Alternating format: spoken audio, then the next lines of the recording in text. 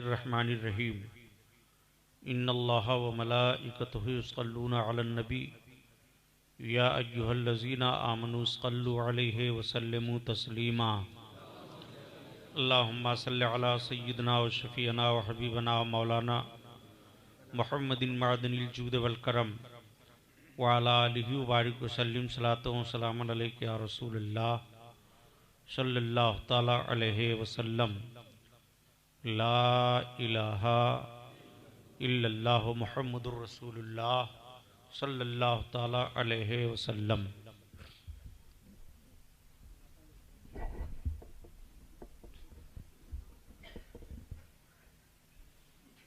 अल्हम्दुलिल्लाह अल्हम्दुलिल्लाहि रब्बिल आलमीन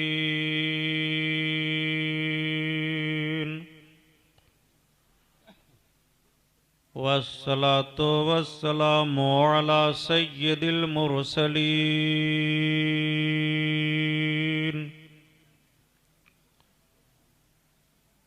व अला आलिहि ताहिरीन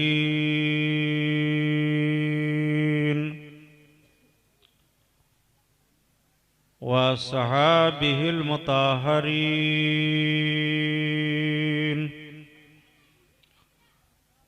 वब्निहिल गौसिल आज़मिल जीलानी मुहीद्दीन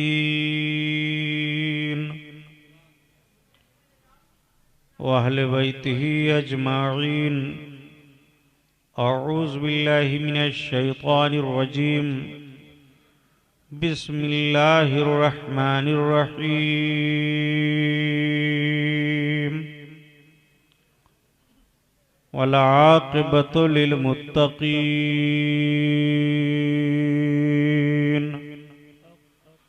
सदक़ल्लाहुल बसीरुल क़दीर व सदक़ा रसूलुहुल बशीरुन नज़ीर वल्हम्दुलिल्लाहि रब्बिल आलमीन।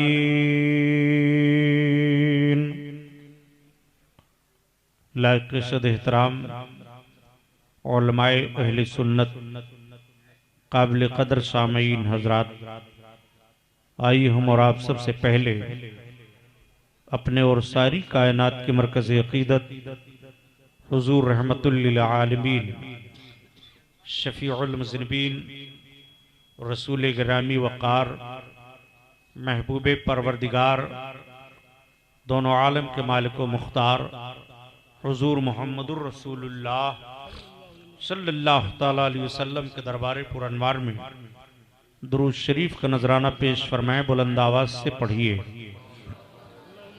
अल्लाहुम्मा सल्लि अला सय्यिदिना मौलाना मुहम्मद व अला आलिहि व बारिक व सल्लिम सलातो व सलामन अलैका या रसूलल्लाह सल्लल्लाहु तआला अलैहि वसल्लम। खैर व बरकत के लिए और दुरूद शरीफ पढ़ लीजिए। अल्लाहुम्मा सल्लि अला सय्यिदिना मौलाना मुहम्मदिन मअदनिल जूद वल करम व अला आलिहि व बारिक व सल्लिम सलातो व सलामन अलैका या रसूलल्लाह सल्लल्लाहु तआला अलैहि वसल्लम। हज़रात, आज कई रहमत व नूर में डूबा हुआ हुजूर सरकार पीरे पीरा मीरे मीरा गौसे आज़म बड़े पीर दस्तगीर रदी अल्लाह ताला अन्हु की याद का जलसा, जिसमें हम और आप शिरकत की सआदत हासिल किए हुए हैं। रब्बुल इज़्ज़त इस रूहानी जलसा को कबूल फरमाए, हमारे और आपके लिए ज़रिए नजात बनाए। हमारे देरीना करम फरमा मुहिब गिरामी हज़रत हाफिज़ व क़ारी महमूद अयाज़ साहब ने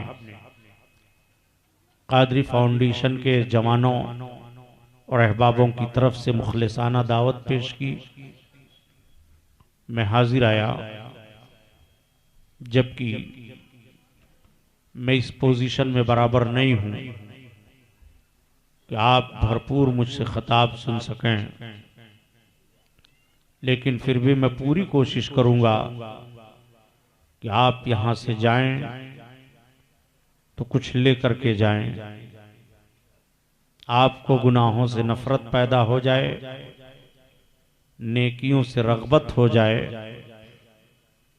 खौफ इलाही से आपका दिल कांपने लगे, इश्क रिसालत से सीना रोशन व मुनव्वर हो जाए। इस कैफियत के साथ अल्हम्दुलिल्लाह आप यहाँ से उठें। तो आइए,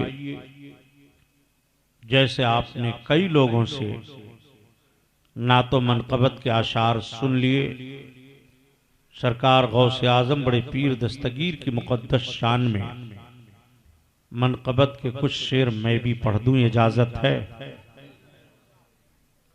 कामिल साहब आपके लिए गालिबन नई नात होगी, मनक़बत के अशार होंगे। सरकार गौसे आज़म नज़रे करम खुदारा, नज़रे करम खुदारा। सरकार गौसे आज़म नज़रे करम खुदारा, नज़रे करम खुदारा। मेरी खाली झोली भर दो, मैं फ़कीर हूँ तुम्हारा, मैं फ़कीर हूँ तुम्हारा। सबका कोई न कोई दुनिया में आसरा है, दुनिया में आसरा है। सबका कोई न कोई दुनिया में आसरा है, और मेरा बजुज़ तुम्हारे कोई नहीं सहारा, कोई नहीं सहारा। और ये शेर याद कर लो, पढ़ा करो, तो इंशाअल्लाह हर तमन्ना पूरी हो जाएगी। मेरी खाली झोली भर दो, वरना कहेगी दुनिया, वरना कहेगी दुनिया। मेरी खाली झोली भर दो,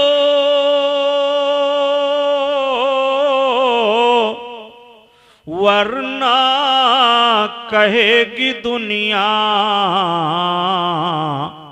गौसुल वरा का मंगता फिरता है मारा मारा, फिरता है मारा मारा।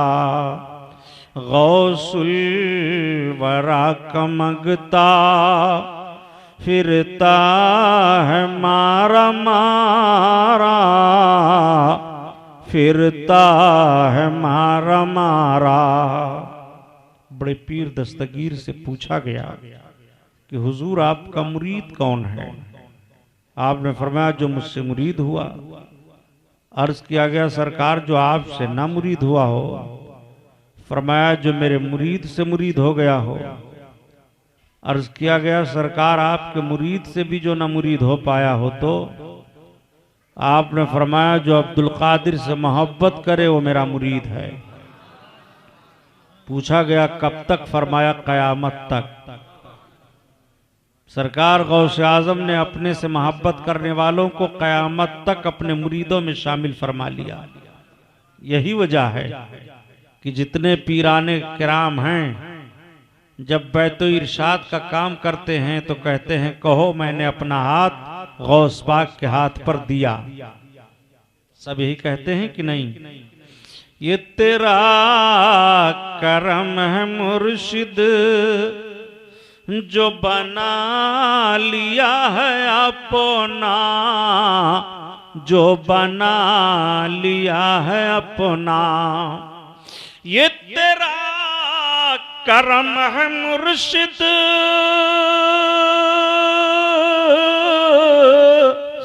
जो बना लिया है अपना। कहाँ मुझ सही कमीना, कहाँ सिलसिला तुम्हारा, कहाँ सिलसिला तुम्हारा। मेरी खाली झोली भर दो, मैं फकीर हूँ तुम्हारा, मैं फकीर हूँ तुम्हारा। दुरूद शरीफ पढ़ो। सल्लल्लाहु अलैहि वसल्लम। सलातो व सलाम अलैका या रसूलल्लाह सल्लल्लाहु ताला अलैहि वसल्लम। हजरात, आइए हम और आप जायजा लें हिजरी 470 या 71 या 72, बहरहाल चौथी सदी हिजरी का जायजा लें। चौथी सदी हिजरी में इस्लामी हुकूमत का गलगला था, दबदबा था। शाहाने इस्लाम अपनी अपनी हुकूमत का सिक्का जमाए हुए थे। मुसलमान मुजाहिदों का हाल ये था कि जिस तरफ कदम बढ़ाते थे जमीन उनके कदमों में आती चली जाती थी। हर तरफ शौकते इस्लाम का झंडा लहरा रहा था। अब्बासी खुलफा का दौर था। अब्बासी खुलफा ने बगदाद शरीफ को अपना दारुल खिलाफा बनाया था। मामला ये है कि मेरे आका सल्लल्लाहु ताला अलैहि वसल्लम इस्लाम की तबलीग फरमाते रहे। मदीना तैयबा मरकज, जिम्मेदारियों का ऐलान वहीं से होता था। हजरत अबू बकर का जब दौर आया तो उन्होंने भी मदीना शरीफी से सब कुछ किया। हजरत उमर ने, हजरत उस्मान गनी ने, हजरत उस्मान गनी की शहादत के बाद जब हजरत मौलाए कायनात का मामला हुआ तो आपने कूफा को दारुल खिलाफा बनाया। हजरत अमीर माविया के बाद, हजरत अली के बाद हजरत अमीर माविया का जब मामला आया तो आपने शाम को दारुल खिलाफा बनाया। हजरत अमीर माविया के बाद जब अब्बासी खुलफा का दौर आया तो उन्होंने बगदाद को अपना दारुल खिलाफा बनाया। बगदाद कई हैसियतों से बहुत ही मुअक्कर और बहुत तारीखी शहर तस्लीम किया जाता रहा। इल्म फन का मरकज और बहुत सारी सहूलतें, उलमा औलिया का मस्कन, बड़ी सारी खुसूसियतें बगदाद मोहल्ला को हासिल थी। चौथी सदी हिजरी का आलम यह था कि ज्यादातर नौजवानों के अंदर एक उमंग होता था इबादत और रियाजत का, जिहाद का।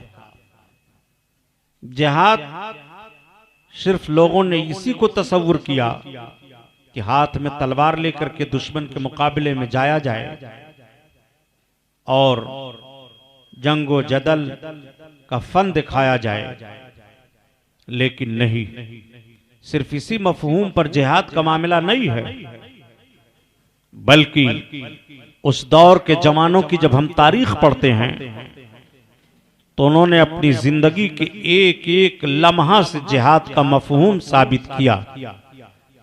तारीख के सफहात को जब हम उलट करके देखते हैं तो एक ऐसा जवान हमको मिलता है कि जब हम उसकी सुबह, उसकी शाम, उसकी जिंदगी के एक एक लम्हा को देखते हैं तो हमें कहना पड़ता है कि उसकी जिंदगी का कोई लम्हा जिहाद से खाली नहीं है। वो जवान जिहाद को बहुत पसंद करता था। इस्लामी मुजाहिदों के साथ जवान जहां जिहाद का मामला होता उसमें जाता, और जब तीर तलवार का माहौल नहीं होता तो जवान अपने नफ्स से जिहाद करता था। बड़ी इबादत और रियाजत करता, रात रात भर इबादत में रहता। दिन का गाजी रात का आबिद दिखाई देता था। वो जवान इस दस्तूर और इस ज़ाब्ते के साथ अपने जिंदगी के अय्याम को गुजार रहा था। जिहाद से इस वक्त फुर्सत है, जवान दिन में रोजा रखता है, रात में यादे इलाही में लग जाता है।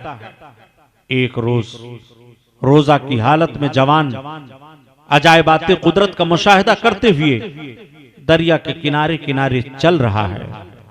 कभी दरिया की लहरों को देखता है, कभी उठते हुए तुगयानी को देखता है, कभी कोई चीज बहती हुई आती है तो उस पर निगाह जम जाती है। इसी शशोपंज में जवान के कदम आगे बढ़ते चले जा रहे हैं। आसमान पर सूरज भी गुरूब होने के करीब हुआ। जवान ने निगाह उठाई, निगाहों को झुकाते हुए दरिया के किनारे जवान बैठ गया, वुजू किया, इंतजार में है कि सूरज गुरूब हो जाए तो पानी के चुल्लू से इफ्तार कर लूं। सूरज गुरूब हुआ, पानी से जवान ने इफ्तार किया, नमाज अदा की। उसके बाद अचानक जवान की निगाह पानी के सतह पर गई तो देखता क्या है कि एक बड़ा खूबसूरत फल पानी की सतह पर बहता हुआ चला आ रहा है। जवान ने अपने हाथ को आगे बढ़ाया और पानी से उस फल को हासिल कर लिया। जवान दिन भर का भूखा था, पानी से इफ्तार किया था। जवान ने उस फल को खाना शुरू किया। जब फल का कुछ हिस्सा जवान के शिकम में पहुंचा तो जवान को एक अजीब गरीब कैफियत पैदा हुई।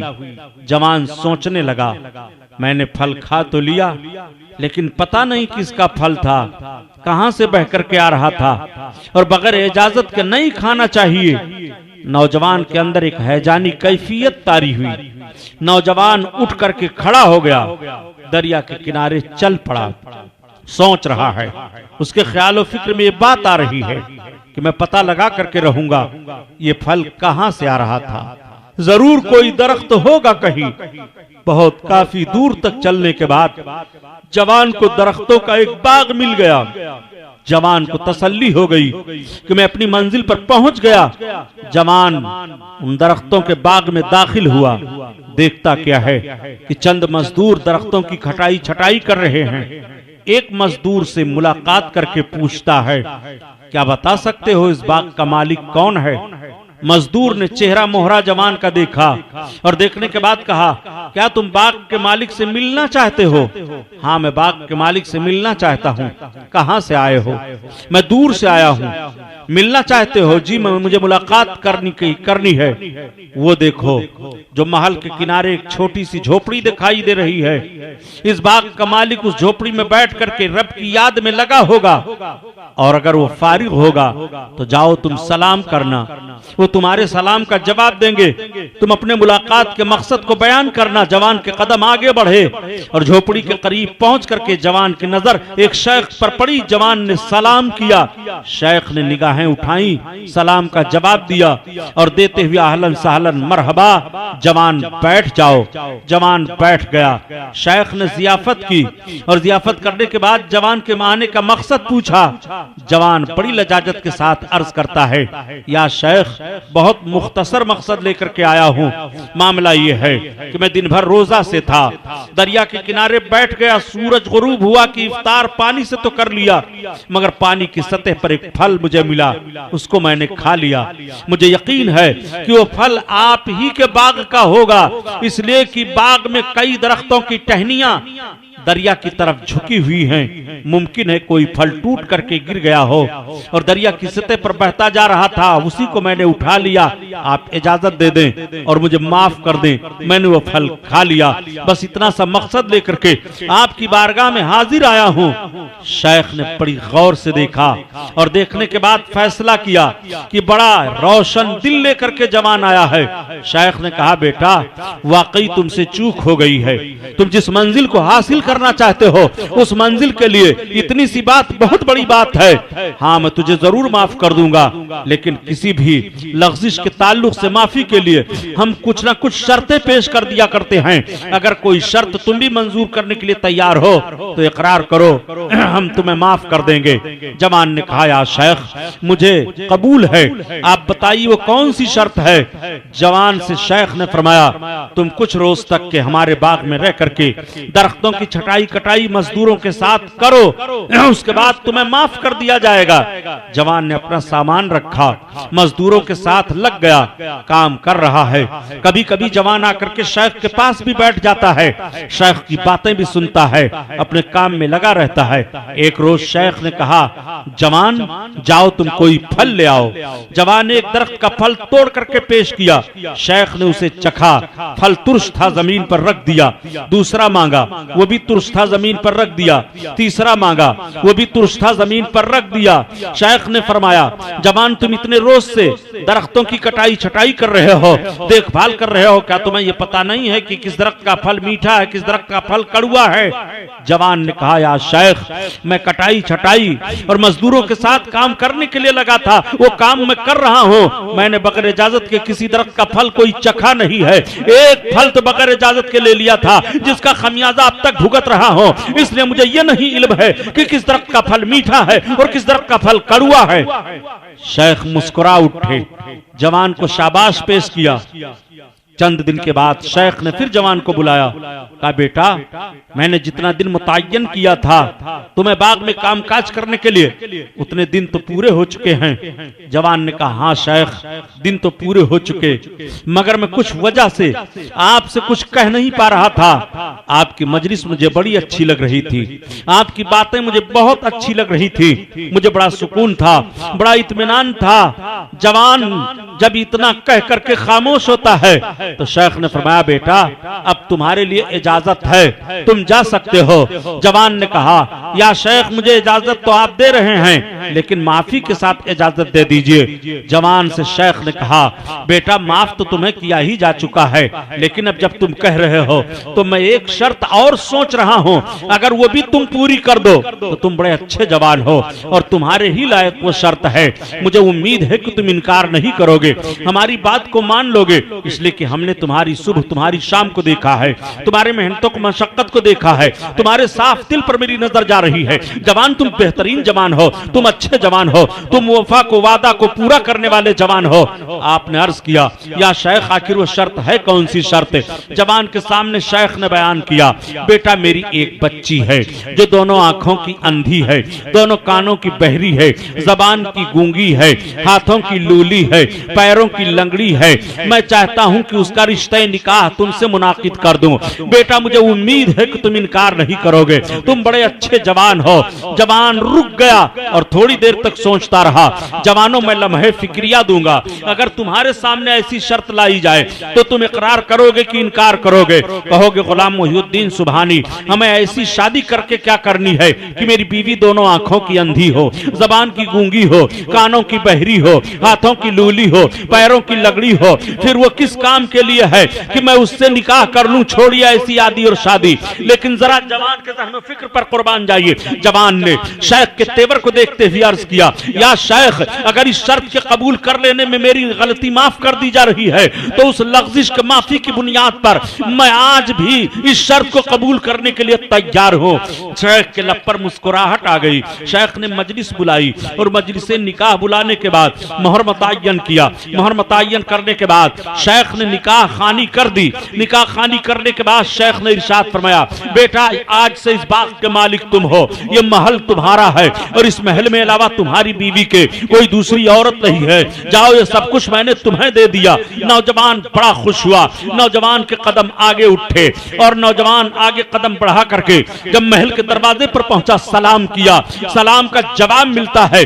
जवान के कदम ठहर जाते हैं कि ये सलाम का जवाब कहां से मिल रहा है? मुझे तो ये बताया गया था कि तुम्हारी बीवी जबान की गूंगी है, कानों की बहरी है, आंखों की अंधी है, मगर मैं देख रहा हूं तो मेरे सामने एक हसीना जमीला पैकर की सूरत में एक खातून खड़ी हैं। जिस तरह से शौहर का अदब किया जाता है ऐसे अदब के साथ वो हमारा इस्तकबाल कर रही हैं। नौजवान की निगाहें झुक गई। नौजवान सोच में पड़ गया कि ऐसी खूबसूरत औरत के ताल्लुक से किस तौर पर शेख ने कह दिया था कि दोनों आंखों की अंधी, जबान की गूंगी, कानों की बहरी, हाथों की लूली, पैरों की लंगड़ी। आखिर इसमें कोई वजह जरूर है। नौजवान के कदम वापस हो गए कि इस कहने का मतलब मालूम कर लिया जाए नौजवान शेख की पारगाह में आया और जैसे ही कुछ अर्ज करना चाहता है, शेख ने तेवर देखते हुए जवान के समझ लिया और फरमाया, बेटा बैठ जाओ, मैं तुम्हें समझाए देता हूँ। तुम्हारी बीवी ना तो अंधी है, ना तो बहरी है, ना तो लूली है, ना तो लंगड़ी है, ना तो गूंगी है, लेकिन मैंने जो कहा था कि मेरी बच्ची जबान की गूंगी है, आज तक उसने शरीयत के खिलाफ कुछ कहा नहीं है। मैंने जो ये कहा था कि वो कानों की बहरी है, आज तक उसने कानों से अपने शरीयत के खिलाफ किसी आवाज को सुना नहीं। मैंने जो ये कहा था कि जबान की गूंगी है, शरीयत के खिलाफ बोली नहीं है। मैंने ये जो कहा था आंखों की अंधी है, शरीयत के खिलाफ देखा नहीं है। मैंने जो ये कहा था हाथों की लूली है, उसने अपने हाथ से शरीयत के खिलाफ किसी चीज को छुआ नहीं है। मैंने जो ये कहा था पैरों की लंगड़ी है, वो शरीयत के खिलाफ चली नहीं है। ऐसी पाक और मुकद्दस खातून का नाम फातिमा उम्मुल खैर है, ऐसे जवान का नाम हजरत सालेह है, ऐसे शेख का नाम हजरत अब्दुल्ला सुमई है, और इन तीनों के आंगन में जो फूल खिलता है उसी का नाम पीरे पीरा है, उसी का नाम मीरे मीरा है, उसी को मुहिउद्दीन शेख अब्दुल कादिर जिलानी गौसे आजम बगदादी कहते हैं। इनके बाप का नाम हजरत सालेह है, इनकी माँ का नाम फातिमा उम्मुल खैर है, इनके नाना का नाम हजरत अब्दुल्ला सुमई है। हजरत गौसे आजम पीरे पीरा मीरे मीरा की वलादत बसादत हिजरी 469 या 70 या 71 में बगदाद शरीफ से 400 मील की दूरी पर कस्बा नीफ के उनका कस्बा गीलान के करीब गांव नीफ में सादात घराने में होती है। जब बड़े पीर दस्तगीर सादात घराने में गांव नीफ में पैदा हुए तो आप सवेरे सवेरे पैदा होते हैं। बड़े पीर दस्तगीर को देख करके औरतें कह पड़ती हैं, इतना खूबसूरत बच्चा हमने नहीं देखा, इतना हसीन और जमील बच्चा सादात घराने में नहीं आया जितना खूबसूरत ये बच्चा है। बड़े पीर दस्तगीर जिस रात की सुबह में पैदा हुए, आपके वालिद गिरामी ने ख्वाब में अल्लाह के रसूल सल्लल्लाहु अलैहि वसल्लम की जियारत की। आप फरमाते हैं कि मुझे 3 खुशी उस रात में मिली। पहली खुशी तो ये मिली कि मैंने अपने आका सल्लल्लाहु अलैहि वसल्लम की जियारत की, और जिसको नबी की जियारत हो जाए तो मेरे सरकार इरशाद फरमाते हैं कि मन रानी फिल्मना में फकत रानी फ़इन्न शैताना ला यतमस्सलु फी सूरती, जिसने ख्वाब में देखा मुझी को देखा, इसलिए कि शैतान मेरी सूरत में मुतमस्सिल नहीं हो सकता। आप अंदाजा लगाओ मुसलमानों कि अल्लाह के हबीब सल्लल्लाहु अलैहि वसल्लम फरमाते हैं कि जिसने ख्वाब में देखा मुझी को देखा, शैतान मेरी सूरत में मुतमस्सिल नहीं हो सकता। सबसे ज्यादा ताकत और कुव्वत शैतान को मिली है, वो जो चाहे बन जाए, जिस तरह शक्ल सूरत को इख्तियार करना चाहे इख्तियार कर जाए। हाथी बन जाए, घोड़ा बन जाए, सांप बन जाए, बिच्छू बन जाए, सोना बन जाए, चांदी बन जाए, हवा बन जाए, पानी बन जाए, वहाबी बन जाए, देवबंदी बन जाए, लेकिन वो ये बनना चाहे इन नबी की तरह हो जाए तो नहीं हो सकता। नबी इरशाद फरमाते हैं ला यतमस्सलु फी सूरती, मेरी सूरत में मुतमस्सिल नहीं हो सकता। इसीलिए 14वीं सदी के मुजद्दिद आजम आला हजरत अजीमुल बरकत फरमाते हैं कि कलमा पढ़ने वाला तो अपने नबी की शान करीमी को देखना चाहता है। तेरे नबी की शान करीमी का आलम तो यह है कि लमियाते नज़ीरो कफी नजरिन और मिसले तू नशुद पैदा जाना।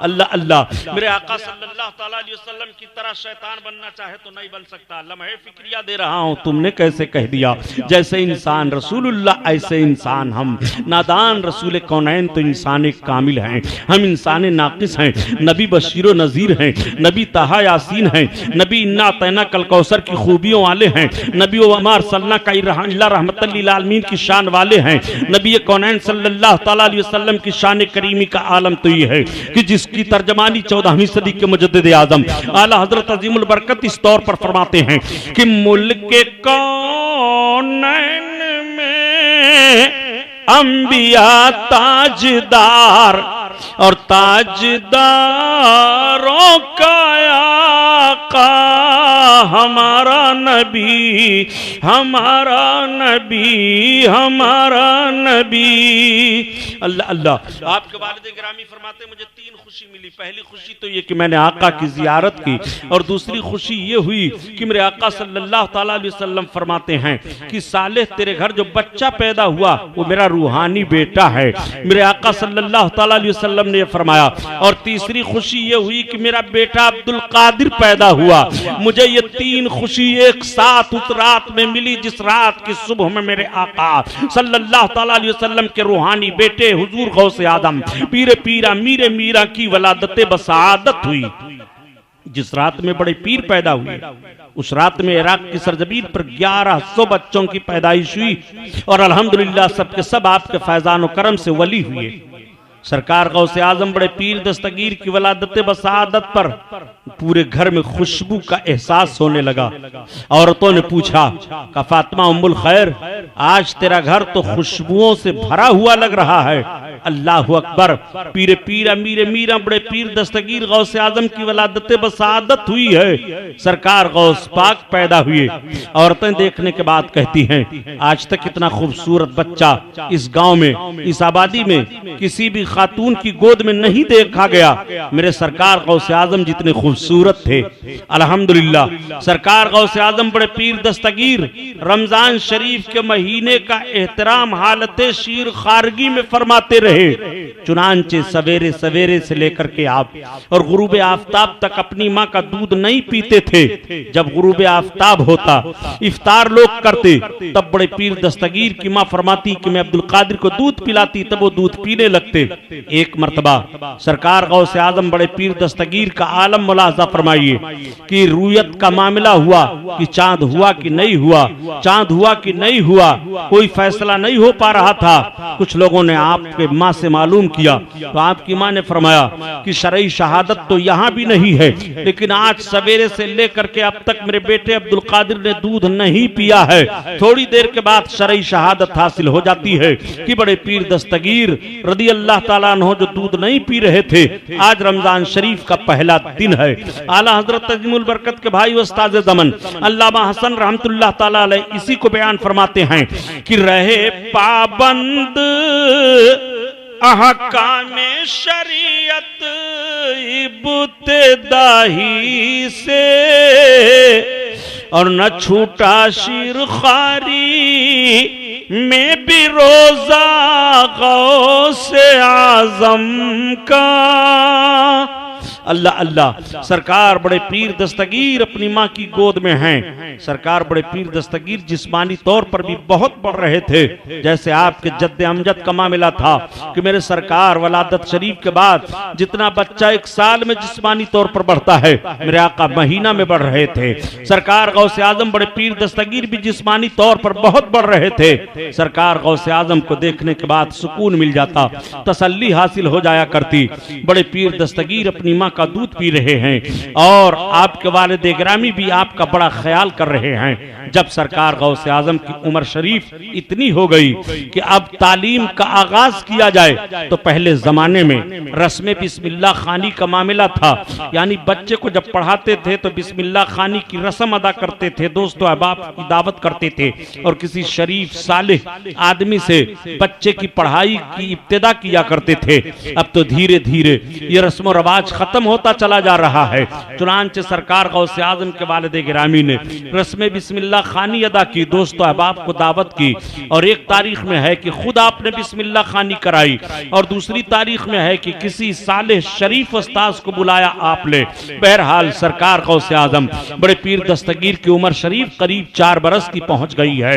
उस्ताद के सामने आपको बैठाया जाता है, आप अदब के साथ बैठ जाते हैं और जैसे आपको ताऊज़ो तस्मिया के बाद इब्तिदा की गई आपकी तालीम की, तो सरकार गौसे आजम कुरान पाक का 18 पारा तक हिफ्ज सुनाते चले जा रहे हैं। आपके वालिद गिरामी सजदे शुक्र में चले गए और उसके बाद फरमाते हैं, बेटा अब्दुल कादिर और आगे तिलावत करो।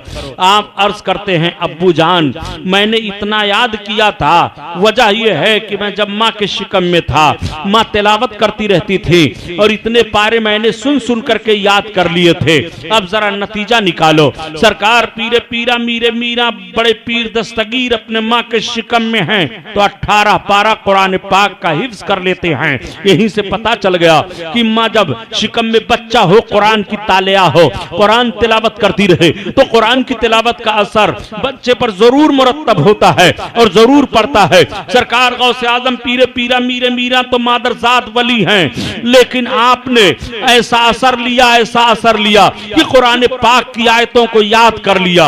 आपके वालिद गिरामी बहुत खुश हो गए। आपकी पढ़ाई की इब्तिदा हो चुकी है, आप मदरसा में भेज दिए जाते पढ़ने के लिए। जब आप मदरसा में पढ़ने के लिए जाते तो गैब से आवाज आती थी कि अल्लाह के वली को बैठने की जगह दे दो। लड़के चौंक जाया करते थे और कहते थे अब्दुल कादिर जब तुम मदरसा में आते हो तो ये आवाज कहां से आती है? आवाज तो सुनाई देती है मगर आवाज देने वाला दिखाई नहीं देता है। सरकार बड़े पीर दस्तगीर खामोशी के साथ बैठ जाते और सिर्फ पढ़ने में लगे रहते। आम बच्चों की तरह से आपकी आदत नहीं थी, बल्कि बहुत शरीफाना अंदाज से आप मदरसा में जाते और मदरसा से वापस आते। एक रोज मदरसा से वापस आए और मचलते हुए माँ की गोद में बैठ गए। माँ की गोद में जब कोई बच्चा मचलते हुए बैठता है तो उसका अंदाज अजीब गरीब होता है। कभी माँ के रुखसार पर अपने हाथों को ले जाता है, कभी माँ के आंचल को खींचता है, कभी माँ की जुल्फों को पकड़ता है। बड़े पीर दस्तगीर अपनी माँ की गोद में बैठ गए और मचलते हुए अर्ज करते हैं अम्मी जान मेरा एहसान है तुम्हारे ऊपर। तब तक आपकी वालिदे मोहतरमा चौंक पड़ी। बेटा अब्दुल कादिर तुम्हारा एहसान मेरे ऊपर, अभी तो तुम मदरसे में पढ़ने जा रहे हो। अम्मी जान मेरा एहसान है तुम्हारे ऊपर। आखिर कौन सा एहसान है अब्दुल कादिर? सरकार गौसे आजम फरमाते हैं अम्मी जान उस वक्त को याद करो जब एक मर्तबा आप मकान के अंदर थी और एक बहुत बड़ा डाकू भिखारी की शक्ल में आया था, दरवाजे पर भीख का सवाल किया था। आपने उसको पर्दे के आड़ से भीख देना चाहा, वो आपके हाथों के कंगन को छीनना चाहता था और जैसे घर में घुसा कंगन को छीनने के लिए वालिदा आप मकान के कोने में भागी और आप कह रही थी अल्लाह तेरी पनाह, अल्लाह तेरी पनाह। ए मेरी माँ उस वक्त एक शेर जाहिर हुआ था और उस शेर ने उस डाकू को चीड़ फाड़ कर फेंक दिया था। अम्मी वो शेर मैं था, मेरा एहसान है तुम्हारे ऊपर। तब तक बड़े पीर की माँ ने आपकी पेशानी को चूम लिया, निगाहों में आंसू तैर गए, सजदे शुक्र में गिर जाती है। मेरा बच्चा आम बच्चों की तरह से नहीं है। सरकार गौसे आजम पीरे पीरा मीरे मीरे का अब मीरे मीरा का एहसान मुलाजा फरमाओ। वो सरकार गौसे आजम बड़े पीर दस्तगीर हैं। अल्लाह अकबर। सरकार गौसे आजम आते रहे जाते रहे। बताया जाता है कि जब आपकी उम्र शरीफ 9 बरस की हो गई तो वालिदे गिरामी का वसाल हो गया। अब आप अपनी माँ की खिदमत में रहते थे और जो माँ कहती थी वो काम किया करते थे। उम्र का हिस्सा गुजरता रहा, बढ़ता रहा। 18 साल के बड़े पीर दस्तगीर हो गए और जब 18 साल के हुए सरकार गौसे आजम तो आपने खेत में काम करने के लिए जानवर को लेकर के जा रहे थे। 9 जिलहिज्जा की तारीख थी। जैसे आप आगे बढ़े तब तक जानवर ने पीछे मुड़ करके देखा और देखने के बाद कहा ए अब्दुल कादिर तुमको इसके लिए नहीं पैदा किया गया है। सरकार गौसे आजम चौंक पड़े कि ये जानवर तो ऐसे बोलता है जैसे इंसान बोल रहा है। आप जानवर को लेकर के आए, छोड़ दिया और गए अपनी माँ के पास बैठ गए और अर्ज करते हैं अम्मी मैं जानवर को लेकर के जा रहा था खेत में काम करने के लिए और उसने मुझसे ऐसी ही बात की है। ए अब्दुल कादिर तुम्हें इसके लिए नहीं पैदा किया गया है। सरकार गौसे आजम फिर अपने मकान के छत पर गए तो वहां से अरफात का मैदान देख रहे हैं कि अरफात के मैदान में अल्लाह के बंदे अपने अपने गुनाहों की माफी मांग रहे हैं। तमाम हुज्जाज मौजूद हैं। बड़े पीर दस्तगीर मकान के छत से उतरने के बाद अपनी माँ से बयान करते हैं अम्मी मैंने अरफात के मैदान को देखा, मुझसे जानवर इस तरह से बात कर रहा है, मुझे इजाजत दे दो तो मैं इल्मे दीन हासिल कर लूं। खिदमत दीन के लिए लम्हे फिक्रिया देता हूं मुसलमानों। आज जो बगैर इल्मे दीन के औलायत का दावा कर दिया करते हैं और बहुत बड़े बाबा और दादा बन जाया करते हैं उनके लिए लम्हे फिक्रिया है। सरकार गौसे आजम जब पैदा हुए तो इस तौर पर आपकी वलादत बसादत हुई। बड़े पीर दस्तगीर ने बचपन में अपनी माँ की गोद में बैठ करके अपने एहसान को बताया। सरकार गौसे आजम बड़े पीर मदरसा में जा रहे हैं तो आवाज आ रही अल्लाह के वली को बैठने के लिए जगह दे दो। सरकार गौसे आजम से जानवर ने इंसान की तरह बात की है। बड़े पीर दस्तगीर ने अपने मकान के छत से अरफात के मैदान को देख लिया है, फिर भी वो वलायत का दावा नहीं कर रहे हैं, फिर भी ये नहीं कह रहे हैं मुझे इल्म हासिल करने की जरूरत क्या है, मैं तो ये सारी चीजों को देख चुका और सारी चीजों को तय कर चुका। नहीं, बल्कि अपनी माँ से अर्ज करते हैं, अम्मी मुझे इजाजत दे दो, मैं तालीम हासिल कर लूं, इल्म दीन हासिल कर लूं, खिदमत दीन के लिए। उस वक्त इल्म फन का मरकज दो जगहों को लोग तस्लीम कर रहे थे, एक तो बगदाद शरीफ और दूसरे निशापुर। सरकार गौसे आजम बड़े पीर दस्तगीर ने फैसला लिया, मैं बगदाद जाऊंगा। चुनांचे आपने अपनी अम्मी से अर्ज किया, अम्मी हमें इजाजत दे दो, तो हम बगदाद पढ़ने के लिए जाना चाहते हैं। माँ ने इजाजत दे दी। बेटा कैसे जाओगे? आप अर्ज करते, अम्मी जो तिजारती काफिला कभी कभी बगदाद की तरफ जाया करता है, मैं पता लगा रहा हूँ, अगर वो तिजारती काफिला जा रहा है तो उन्हीं के साथ मैं बगदाद चला जाता हूँ। माँ ने इजाजत दे दी है। पता चला कि फला रोज एक तिजारती काफिला बगदाद की तरफ जा रहा है।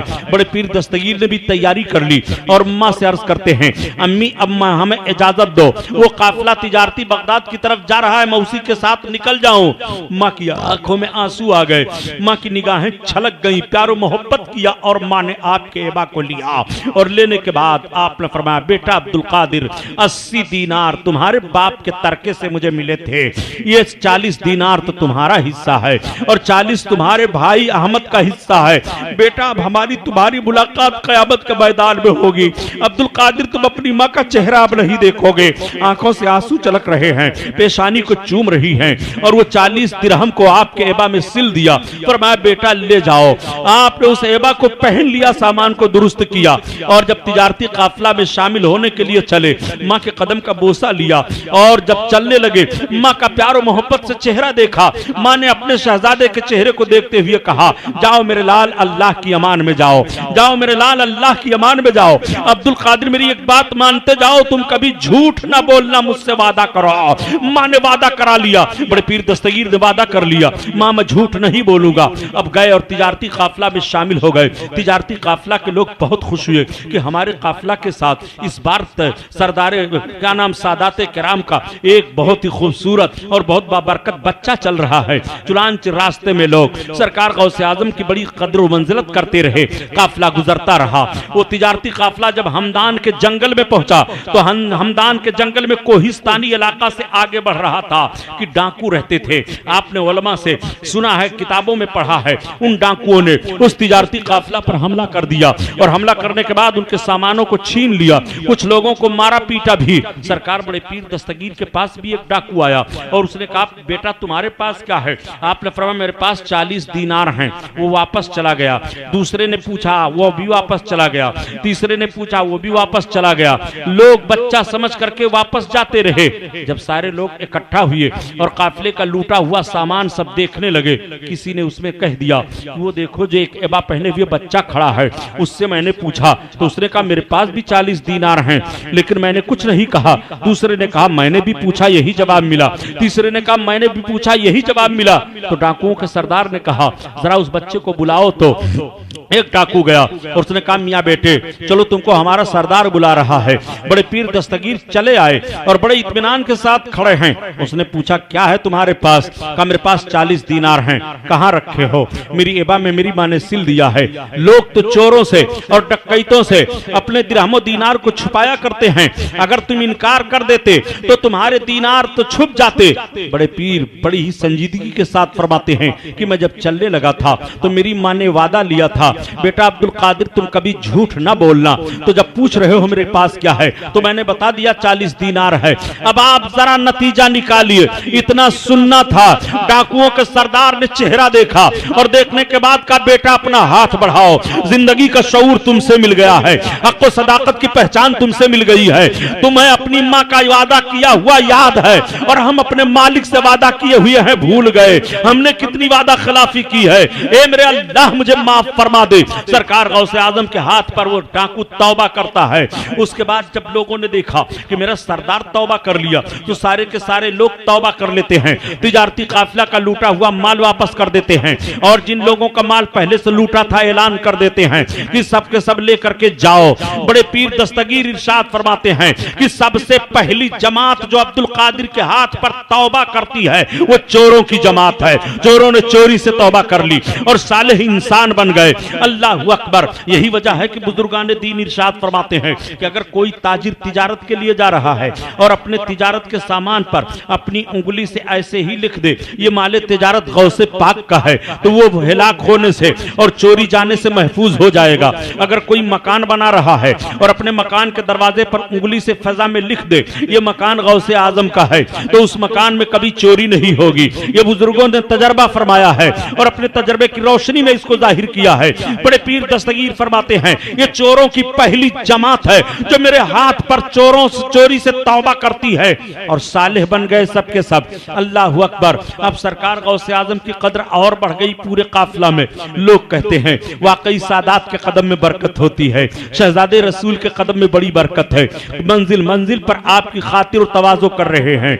लोग बगदाद में अपने माले तिजारत को लेकर के पहुंचे, तिजारत की मंडी में चले गए। सरकार गौसे आजम बड़े पीर दस्तगीर मदरसा में चले गए और मदरसा में दाखिला लेते हैं। तो पहले जमाने में इस दौर का मामला नहीं था कि आपको कमरा भी दिया जाए, खाना भी दिया जाए और सारी सहूलतें भी दी जाएं। इसके बावजूद पता चला कि फाला या फालों में रह गए, कोई सलाहियत नहीं पैदा हुई। अगले जमाने का हाल यह था कि दाखिला पढ़ाई के लिए तो हो जाता था, लेकिन रहने का इंतजाम खुद करो, खाने पीने का इंतजाम खुद करो। सरकार बड़े पीर दस्तगीर ने अपने खाने पीने का इंतजाम खुद किया और मदरसा में दाखिला ले लिया। आपने पढ़ाई अपनी शुरू कर दी और जब आप पढ़ने लगे तो चंद ही दिनों में सारे तलबा पर सबसे ज्यादा फौकियत हासिल कर लिए। पूरे मदरसा में मशहूर हो जाता है कि सादात घराने का गीलान कस्बा के करीब से एक बच्चा आया है जो बहुत तेज है पढ़ने में, जो बड़ा ज़हीन है, बड़ा शरीफ है। चुनांचे थोड़े अरसे के बाद आपके तालीम का ये शोहरा हुआ कि असातिज़ा दंग रह जाया करते थे और आपके असातिज़ा में बड़े बड़े मुहद्दिसीन थे, मामूली लोग नहीं थे। हजरत मुस्लिम मुहद्दिस थे, हजरत हम्माद मुहद्दिस थे, हजरत अब्दुल करीम मोहम्मद थे, हजरत मोहम्मद बिन मोहम्मद उस्ताद थे। ये बड़े के बड़े लोग बड़े ही मुहद्दिसीन में शुमार होते थे। हजरत अबू सईद मखजूमी मुहद्दिस थे। ये सब के सब आपके असातिज़ा में थे। सब हैरान रह जाते थे सरकार गौसे आजम के तालीम पर। आप इतनी मेहनत से पढ़ रहे थे। एक मर्तबा बड़े पीर दस्तगीर के पास कुछ खाने के लिए नहीं रह गया। आप निकल गए मैदान में बगदाद के खंडरात में कि चलूं देखूं कुछ खाने पीने की पड़ी हुई चीज मिल जाए तो उसी से भूख बुझा लूं। चुनांचे आप देखते हैं कि कई फकरा हमसे पहले भी मैदान में घूम रहे हैं, कोई चीज खाने वाली नहीं मिली। वापस आ गए, मस्जिद में दाखिल हुए और नमाज अदा करने लगे। बड़े पीर फरमाते हैं तब तक मैं नमाज पढ़ रहा था कि एक ताजिर आया मस्जिद में, एतकाफ की नियत किया और बैठ गया। मैं नमाज से फारिग हो गया। वो खाना निकाल करके झोली से खाने लगा। मैंने अपने दिल में सोचा काश ये भी मुझे अपने खाने में बुला लेता तो मैं शरीक हो जाता। तब तक उसने कहा आओ मियाँ बेटे तुम भी खाना खा लो। बड़े पीर फरमाते मैं भी बढ़ा और मैं भी बढ़ करके बैठ करके खाना खाने लगा। भूख तो ज्यादा लगी हुई थी। खाने के दरमियान में उस ताजिर ने कहा कहाँ के रहने वाले हो? मैं सादात घराने का हूँ। अच्छा कस्बा गीलान के करीब के हो? हाँ। कस्बा गीलान के करीब का एक बच्चा अब्दुल कादिर नाम करके यहाँ पढ़ रहा है, मैं उससे मिलना चाहता हूँ, क्या काम है? उस ताजिर ने कहा मैं जब चलने लगा था तो उनकी माँ ने मुझको थोड़ा सा सोना दिया था कि बगदाद में मेरा बच्चा है, मेरे बच्चे को ये सोना दे दीजिएगा। वो सोना लेकर के मैं आया। मेरे पास जो कुछ दिरहमो दीनार था मैंने ताजिर तिजारत का सामान ले लिया। मेरे पास कुछ रह नहीं गया तो उसी थोड़े से सोने में से मैंने खाना खरीदा। ये खाना उसी सोने का हम खा रहे हैं और थोड़ा सा सोना बच गया है। मैं सोचता हूं कि बेटा अगर उस बच्चे का पता तुम बता दो तो उन तक मैं पहुंचा दूं। आपने फरमाया अच्छा खाना खा लो फिर बताता हूं। जब खाना खा चुके तो बड़े पीर ने इरशाद फरमाया जिस बच्चे का पता तुम पूछ रहे थे वो अब्दुल कादिर मैं ही हूं। तब तक उसने पेशानी को चूम लिया। कहा वाकई सादात घराने के बच्चे बड़े होनहार होते हैं। बेटा मैंने बगैर इजाजत के तुम्हारे सोने से खाना ले लिया था, मुझे पहली बात तो यह है कि माफ कर दो। बड़े पीर ने फरमाया मैंने माफ कर दिया और ये लो इतना सोना है तुम्हारी मां ने दिया था चलते वक्त। चुनांचे उस सोना को सरकार गौसे आजम ने ले लिया और लेकर के गए नानबाई की दुकान पर जहां रोटी और गोश्त मिलता था। आप जमा कर देते हैं कि इतना सोना ले लो और मुझे खाना दिया करना, और बकिया सोना जो बचा वो लेकर के चले गए। जो फकरा घूम रहे थे मैदान में उन सब में आपने बांट दिया, तकसीम कर दिया। कहा तुम लोग भी ले लो, जाओ अपना पेट भर लो। वो बड़े पीर दस्तगीर की दादो दहिश है, वो सखावत है। अल्लाह अकबर। सरकार गौसे आजम बड़े पीर दस्तगीर बड़ी मेहनत के साथ पढ़ते रहे। यहीं पर उलमाए मुहक्किकीन फरमाते हैं कि ये मेरे गौस की ताकत और कुव्वत है और कल्ब की सफाई है कि अल्लाह ताला ने उनके दिल को अगर किसी खाने की तरफ माइल किया है तो किसी और का खाना नहीं है, बल्कि बड़े पीर के सोने ही का खरीदा हुआ खाना है। बड़े पीर अपना ही खाना खा रहे हैं, किसी और का खाना नहीं खा रहे हैं। वो सरकार बड़े पीर पर रब का फजल है। आप 8 बरस तक बगदाद में पढ़ते रहे। 8 बरस के बाद फारिग हुए, बहुत अच्छे आलिम बन करके अब आपने मुजाहिदा शुरू किया। 12 बरस तक सरकार गौसे आजम ने मुजाहिदा किया।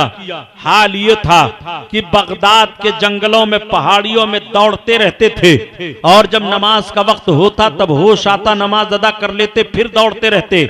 इस दौर पर तालिब इल्मी का दौर और मुजाहिदे का दौर दोनों मिला करके 25 बरस का अरसा गुजर गया। सरकार बड़े पीर दस्तगीर को मुजाहिदा करते हुए आपने मुजाहिदे दे के दरमियान तय कर लिया था कि मैं मर सकता हूं, मगर जब तक मेरा रब मुझे खिलाएगा नहीं, पिलाएगा नहीं, तब तक न खाऊंगा न पीऊंगा। और इसी मुजाहिदे के साथ बड़े पीर दस्तगीर की इबादत का आलम यह था कि एक पांव पर खड़े होकर के 15 बरस तक आपने कुरान की तिलावत की। जब कुरान की तिलावत करते तो एक पांव पर खड़े हो जाते और तिलावत करते रहते। इस तौर पर आपने मुजाहिदा किया। बड़े पीर दस्तगीर की इबादत और रियाजत का आलम यह था प्यारे कि 40 बरस तक ईशा के वुजू से फज्र की नमाज अदा फरमाई, यानी ईशा के लिए वुजू फरमाते और नमाज रात भर पढ़ते रहते थे। उसी वुजू के साथ फज्र की नमाज अदा फरमाया करते थे। यह इबादत और रियाजत का आलम था। अपने जिस्म पर इस तरह से मशक्कतों इबादत और रियाजत का मामला तारी कर लिया था बड़े पीर दस्तगीर ने। ये एक मर्तबा गशी तारी है। आपने सोच लिया था मैं खाऊंगा नहीं जब तक मेरा रब नहीं खिलाए पिलाएगा। तब तक हजरत खिज़र आए और आपने फरमाया अब्दुल कादिर खा लो, अब्दुल कादिर खा लो, ये लो दूध का पियाला है, अब्दुल कादिर पी लो, मैं खिज़र हूं, तुम्हारे रब के हुक्म से आया हूं। तब आपने दूध का पियाला पिया। आला हजरत अजीमुल बरकत इसी को बयान फरमाते हैं कि कसम दे दे के खिलाता है पिलाता है तुम्हें, कसम दे दे के खिलाता है पिलाता है तुम्हें, प्यारा अल्लाह तेरा चाहने वाला तेरा, चाहने वाला तेरा। फिर सरकार गौसे आजम बगदाद की आबादी में दाखिल हुए। तब तक आपके वस्ताद हजरत अबू सईद मखजूमी मिल गए। जैसे ही निगाह पड़ी आपने फरमाया बेटा अब्दुल कादिर आ जाओ, कब से हमारी निगाहें तुम्हें तलाश कर रही थी, मेरे लाल कहां चले गए थे। सीने से सीना मिलाया और लेकर के अपनी खानकाह में पहुंचे। सरकार बड़े पीर दस्तगीर रदी अल्लाह ताला अन्हो को आपने अपने वहां मुदर्रिस रख लिया और थोड़े अरसे के बाद आपने वो दरसो तदरीस का काम शुरू किया कि पूरे बगदाद में बगदाद के मुफ्ती आजम तस्लीम कर लिए गए। आपने इस तरह से फतावा देना शुरू किया कि लोग हैरान रह जाते थे और कुछ दिन के बाद आपको मुफ्ती आजम इराक कहा जाने लगा। पूरे बगदाद के उलमा मुतहय्यर थे। जब सरकार गौसे आजम बगदाद में तालीम हासिल करने के लिए गए तो 50,000 से ज्यादा उलमा और मुहद्दिसीन मौजूद थे बगदाद में। उस वक्त बगदाद की आबादी 15 लाख की थी। आज अंदाजा लगाओ बगदाद क्या है और बड़े पीर दस्तगीर के दौर में बगदाद क्या था। इतनी बड़ी आबादी थी बगदाद की, जबकि इस दौर की तमाम चीजें मैसर नहीं थी, इस तरह का इंतजाम नहीं था। सरकार गौसे आजम बड़े पीर दस्तगीर की शोहरत इस दौर पर हुई। बड़े पीर के इल्म को देख करके लोग हैरान रह जाया करते और कहा करते थे कि इतना बड़ा मुहद्दिस, इतना बड़ा आलिम हम लोगों ने नहीं देखा। आप सारे लोगों पर छा गए। आप खुद फरमाते हैं कि एक रोज में लेटा हुआ था, मैंने देखा ख्वाब में मेरे आका सल्लल्लाहु अलैहि वसल्लम तशरीफ लाए। इरशाद फरमाते हैं बेटा अब्दुल कादिर तुम वाज क्यों नहीं कहते हो, तकरीर क्यों नहीं करते। मैंने अर्ज किया कि मेरे आका मैं कैसे तकरीर कहूं, बगदाद में बड़े बड़े फसहा और बुलगा हैं, बड़े बड़े अदीब हैं, बड़े बड़े साहिब जबान हैं। तो आका करीम सल्लल्लाहु अलैहि वसल्लम ने फरमाया मुंह खोलो। मैंने मुंह खोल दिया तो आका ने 7 मरतबा मेरे मुंह में अपने लुआबे पाक को डाल दिया, थूक शरीफ को। उसके बाद फिर सरकार हजरत अली तशरीफ लाए और फरमाया बेटा अब्दुल कादिर तुम वाज क्यों नहीं कहते? मैंने आपसे भी यही अर्ज किया जो सरकार से अर्ज किया था। आपने फरमाया मुंह खोलो। मैंने मुंह खोल दिया तो आपने 6 मरतबा मेरे मुंह में अपना लुआब शरीफ डाला, यानी 6 मरतबा अपना थूक डाला। अब आप अर्ज करते हैं कि हुजूर सरकार ने तो 7 मरतबा डाला था, आप 6 मरतबा डाल रहे हैं। तो हजरत अली फरमाते हैं बेटा ताकि अदद में सरकार की बराबरी ना होने पाए, आप जरा गौर फरमाइए। मौलाए कायनात बाबुल इल्म है, अदब में अदद में बराबरी ना होने पाए। और आजकल के नजदी ज़हन फिक्र रखने वाले किस तौर पर कलमा पढ़ रहे हैं जो नबी करीम कौनैन सल्लल्लाहु अलैहि वसल्लम से बराबरी का दावा कर रहे हैं। और नादान ने किताब में लिख दिया कि बसा औकात उम्मती अमल में नबी से बढ़ सकता है, पागल उम्मती उम्मती होता है, नबी नबी होता है। इसीलिए 14वीं सदी के मुजद्दिद आजम आला हजरत अज़ीमुल बरकत फरमाते हैं कि कलमा पढ़ने वाला देख ले तो अपने नबी की शान करीमी को देख ले कि खल्क से औलिया से रसूल और रसूलों से आला हमारा नबी, हमारा नबी, हमारा नबी। अल्लाह अल्लाह। अब सरकार गौसे आजम बड़े पीर दस्तगीर गए और आपने बगदाद शरीफ के जामा पहले तो अपनी खानकाह में आपने बयान किया। खानकाह में इतना बड़ा मजमा हुआ, खानकाह में लोगों की समाई नहीं हुई। आप फिर जामा मस्जिद में तशरीफ ले गए और आपने वहां खुतबा दिया। लोग जामा मस्जिद में इतनी तादाद में आए कि जगह नहीं रह गई, तो एक मैदान मुंतखब किया गया। आप उस मैदान में तकरीर करने के लिए तशरीफ ले जाते। तारीख अभी आपने पेशरो खतीब से सुन लिया था कि 70-70 हजार का मजमा बड़े पीर दस्तगीर की तकरीर में होता था मेरे दोस्तों। लेकिन तकरीर का असर यह होता था बड़े पीर दस्तगीर की कि जब आप बयान फरमाते थे आवाज सबको तो बराबर पहुंचती थी, लेकिन अल्लाह का खौफ ऐसा तारी हो जाता था लोगों पर कि जब मजलिस खत्म होती थी तो 250-300 मुर्दे निकाले जाते थे। आज हम रात भर तकरीर करते रहे मगर एक बेनमाजी नमाजी नहीं बनता, एक शराब पीने वाला शराब से तौबा नहीं करता, माँ बाप का नाफरमान फरमा बरदारी का अहद नहीं करता है। लेकिन बड़े पीर दस्तगीर की तकरीर का आलम यह था कि आपकी जब तकरीर खत्म होती थी तो खौफे इलाही से लोग मर जाया करते थे, 250-300 मुर्दे निकाले जाते थे। सरकार बड़े पीर दस्तगीर की तकरीर का आलम यह था अल्लाह अकबर, वो बयान आपका होता था। एक मर्तबा बड़े पीर दस्तगीर बयान कर रहे थे और अक्सर सरकार गौसे आजम आकाए करीम सल्लल्लाहु अलैहि वसल्लम के मिलाद पाक को बयान करते या मेराज शरीफ के वाकया को बयान करते, और या तो फिर तसव्वुफ की बातें होती तो कल्ब के मुसफ्फा और मुज़क्का होने पर बयान फरमाया करते थे। एक मर्तबा का बयान सरकार बड़े पीर दस्तगीर का मेराज शरीफ पर हो रहा था। अल्लाह अकबर। मजमा बहुत बड़ा है। उस मजमा के करीब से एक यहूदी का गुजर हुआ। हयातुस सकलैन में इस बात को लिखा गया है।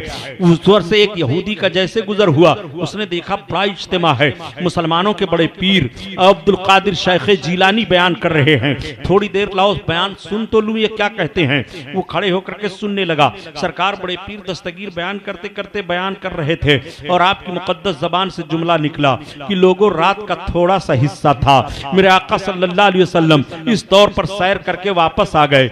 यहूदी घूम गया और घूमने के बाद कहा यह बात तो अक्ल में नहीं आ रही है कि इतनी सी रात के हिस्से में जन्नतो दोज़ख भी कोई देख ले, 7 आसमानों के ऊपर पहुंच जाए, लामका में पहुंच जाए और आए तो दरवाजे का हाल ये हो। ये सब तो वाहियात बातें हैं, ये समझ में नहीं आ रही हैं। वो चला गया और जा रहा था कि रास्ते में उसने एक मछली खरीद ली, मछली लिया और ले जाकर के अपने घर रखा। अपनी बीवी से कहा आज इसका सालन तैयार करो। बीवी उस वक्त सूत बना रही थी, धागा। उसने कहा ठीक है रख दो, मैं धागा तैयार कर लूं, उसके बाद फिर खाना बनाने में लग जाऊंगी। कहा बेगम ठीक है, तब तक लाओ मैं जाऊं गुस्ल कराऊं। वो नहाने के लिए दरिया पर चला गया और जैसे दरिया के किनारे अपने कपड़े को रखा, दरिया में दाखिल हुआ, उसने डुबकी लगाई और जब डुबकी लगा करके अपने सर को निकाला तो देखा ना वो दरिया है, ना वो किनारा है, ना वो मेरा कपड़ा है और ना वो मैं हूं। पहले मैं दरिया में दाखिल हुआ था मर्द था, और अब दरिया में दाखिल होकर के जब अपना सर निकाल रहा हूं तो एक बेहतरीन खूबसूरत औरत की हयात कज़ाइया मेरी हो गई है। वो इसी शशोपंज में है कि तब तक एक घोड़सवार बादशाहजादा पहुंचा अपने घोड़े को पानी पिलाने के लिए। उसने देखा कि पानी के अंदर बहुत खूबसूरत औरत खड़ी है। आवाज दिया का बाहर निकलो। का पहले तुम कपड़े फेंको, अपने सतर को छुपाऊं, फिर बाहर निकलती हूं। चुनांचे इसने कपड़ा दिया, उसने सतर छुपाया, बाहर निकली। आप पहले मेरा बयान सुन लो। का बयान वगैरह कुछ नहीं सुनना, तुम मेरे साथ बैठो घोड़े पर, चलो महल में। वो लेकर के गया महल में, शादी रचाई, रानी बनाया, बच्चे पैदा हुए, हालात गुजरते रहे, मामलात चलते रहे। एक रोज फिर उसने तय किया कि आज मैं दरिया में गुस्ल करने के लिए जाऊंगी। चुनांचे इजाजत ले ली बादशाहजादे से और दरिया पर गई गुस्ल करने के लिए। अपने कपड़े को रखा, कुछ उसके साथ कनीजें भी हैं, कुछ औरतें भी हैं, और सबों ने अपने अपने कपड़ों को रखा। रखने के बाद दरिया में डुबकी दिया। डुबकी देने के बाद जब सर निकाला तो देखा कि वही दरिया है जो पहले था, वही मेरा कपड़ा रखा हुआ है, वही मैं हूं। ना मेरे साथ वो औरतें हैं, ना कोई कनीज है, ना कोई शहर है। ताज्जुब में हुआ और ताज्जुब में होकर के बाहर निकला, कपड़े उठाया और जब आकर के घर पहुंचा तो देखा कि बीवी धागा काट रही है, मछली तड़प रही है। कहा बेगम तुमने मछली नहीं तैयार की? कहा तुम तो गए थे नहाने के लिए, रास्ते से तो नहीं लौट आए हो? का रास्ते से नहीं लौटा हूं, बीवी बन चुका हूं, बच्चे जन चुका हूं, महल में रह चुका हूं, रानी बन चुका हूं। का पागल हो गए हो? ये कैसी बातें कर रहे हो तुम? का बातें नहीं कर रहा, उठो मेरे साथ चलो, मुसलमानों के इमाम और मुसलमानों के पीर शेख जिलानी की बारगाह में चलो। ये दोनों पहुंच गए। सरकार गौसे आजम का बयान हो रहा है। बड़े पीर दस्तगीर ने फरमाया मेरे आका के मेराज शरीफ की कैफियत को जो समझना चाहे और साअत को जानना चाहे कि टाइम का मामला क्या होता है, वो इस यहूदी से पूछ ले। उसने कहा आका पूछना कुछ नहीं है, अब मुझे भी दामन इस्लाम में दाखिल फरमा लीजिए। मैंने मान लिया कि नबी करीम का मेराज का वाकया हक है, बरहक है, नबी सच्चे हैं, तुम सच्चे हो। कलमा पढ़ करके इस्लाम में दाखिला ले लिया। यह पीरे पीरा मीरे मीरा सरकार गौसे आजम बड़े पीर दस्तगीर।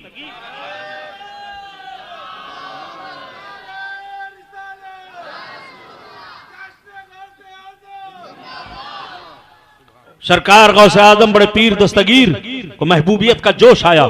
आपने फरमाया सुनो, ये सूरज जब तक मुझे सलाम नहीं करता तुलू नहीं होता, चांद जब तक कायम नहीं होता जब तक मुझे सलाम न कर ले, महीना लागू नहीं होता जब तक मुझे सलाम न कर ले। कोई खुश्क कोई तर चीज नहीं है जिस पर अब्दुल कादिर की हुकूमत न चल रही हो।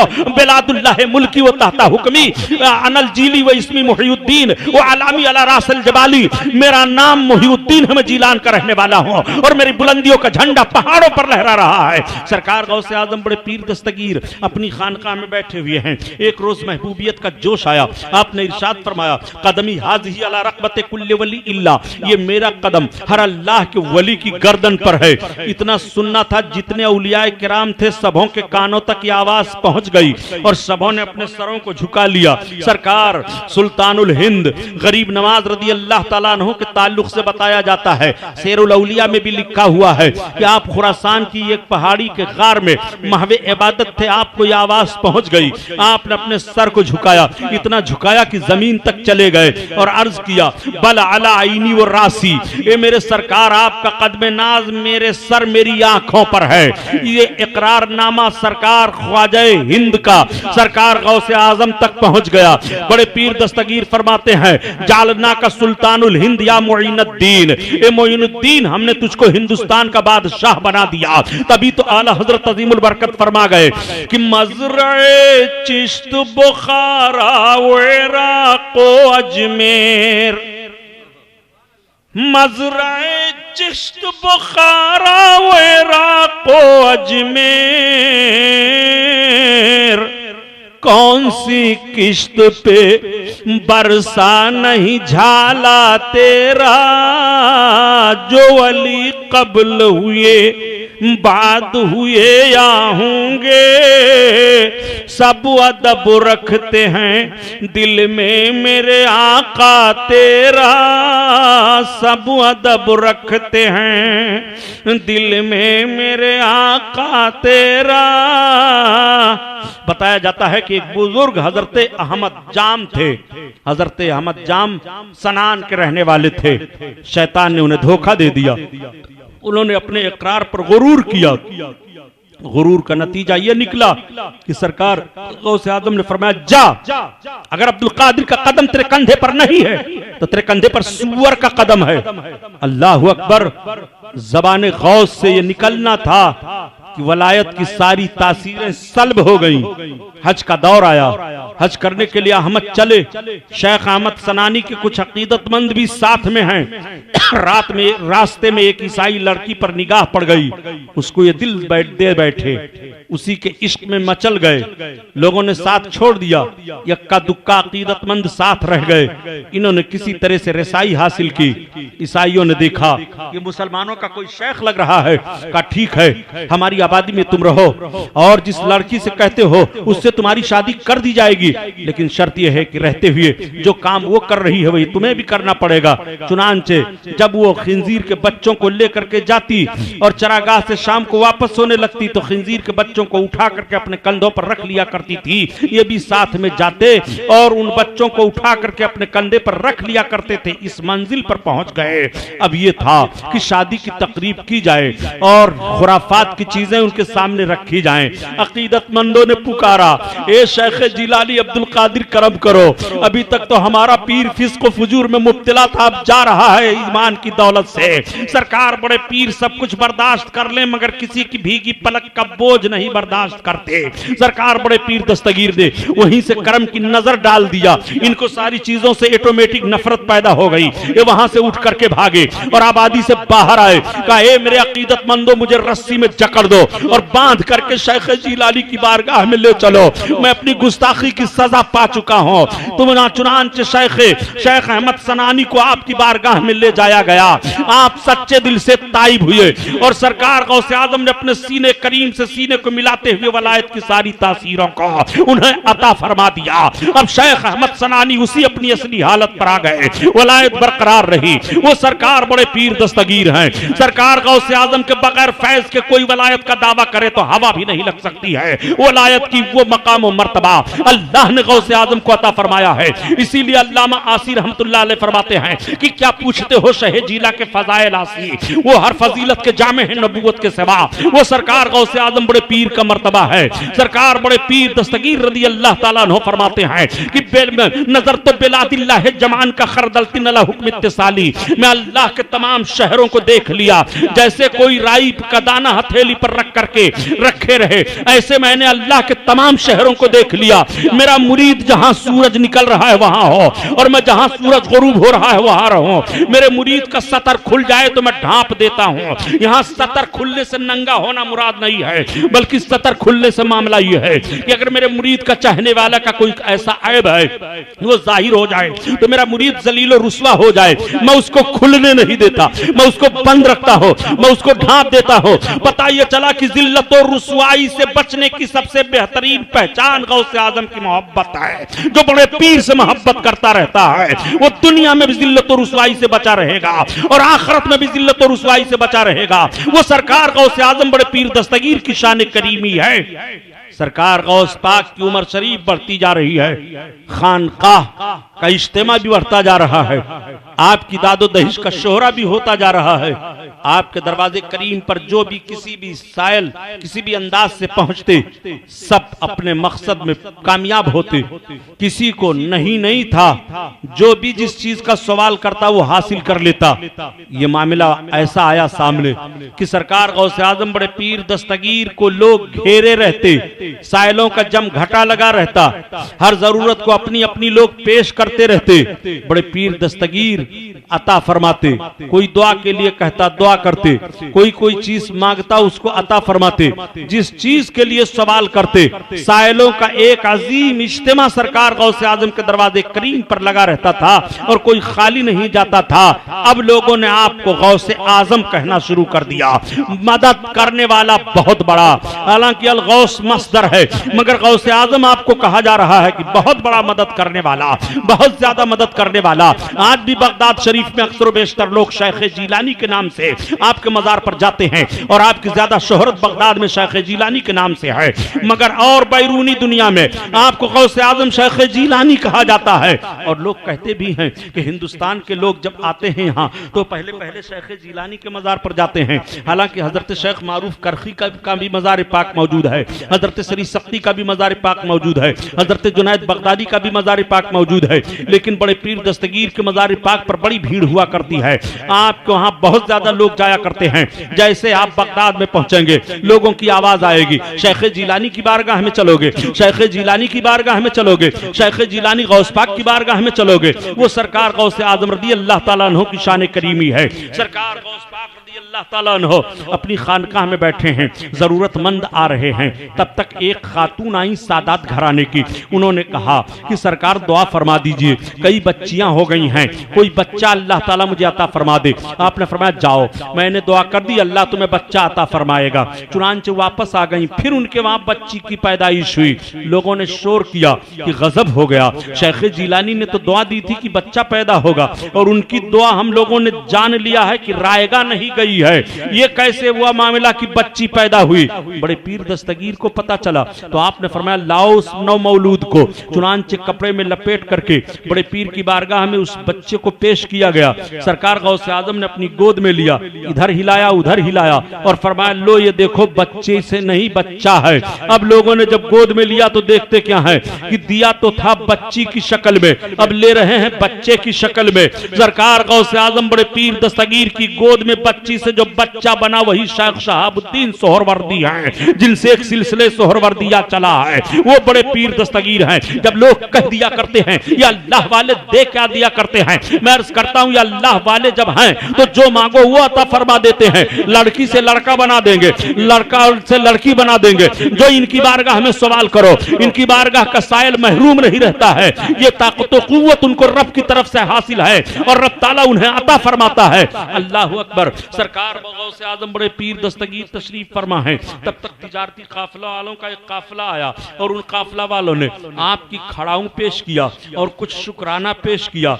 लोगों ने पूछा ये क्या बात है? तो तिजारती काफिला वाले कहते हैं कि हम सब लोग जा रहे थे तिजारत करने के लिए, रास्ते में हमको डाकुओं ने घेर लिया, हमारे माले तिजारत को लूटना शुरू कर दिया। हमने वहीं से आवाज लगाई ए शेख जिलानी अब्दुल कादिर मदद करो, यस्तगीसूना बिही। हजरत अदी इब्ने मुसाफिर फरमाते हैं कि शेख अब्दुल कादिर जिलानी के दौर में यस्तगीसूना बिही लोग उनसे मदद मांगा करते थे उन गायब जगहों पर। चुनांचे काफिला वालों ने जब आवाज दी तो कहते हैं कि हमको आवाज देना ही है कि मैं देख क्या रहा हूं कि फिजा में दो खड़ाऊ उड़ती हुई आई हैं और दोनों से पानी टपक रहा है और डाकू को मारना शुरू कर दिया। वो लोग भागे चीख चिल्ला करके, हम सब लोगों के सामान को छोड़ दिया और भाग गए। हम लोगों ने सामान उठाया, दुरुस्त किया और उस खड़ाऊ को हम लोगों ने आका की मदद समझा, ले लिया। वही खड़ाऊ है हम लेकर के आए हैं। वहां के हाजरीन बताते हैं कि बड़े पीर दस्तगीर वुजू फरमा रहे थे, वुजू के दरमियान में आपने एक पांव को धुलते हुए खड़ाऊ को फिजा में बुलंद कर दिया, जा, और फिर दूसरी को बुलंद कर दिया, जा।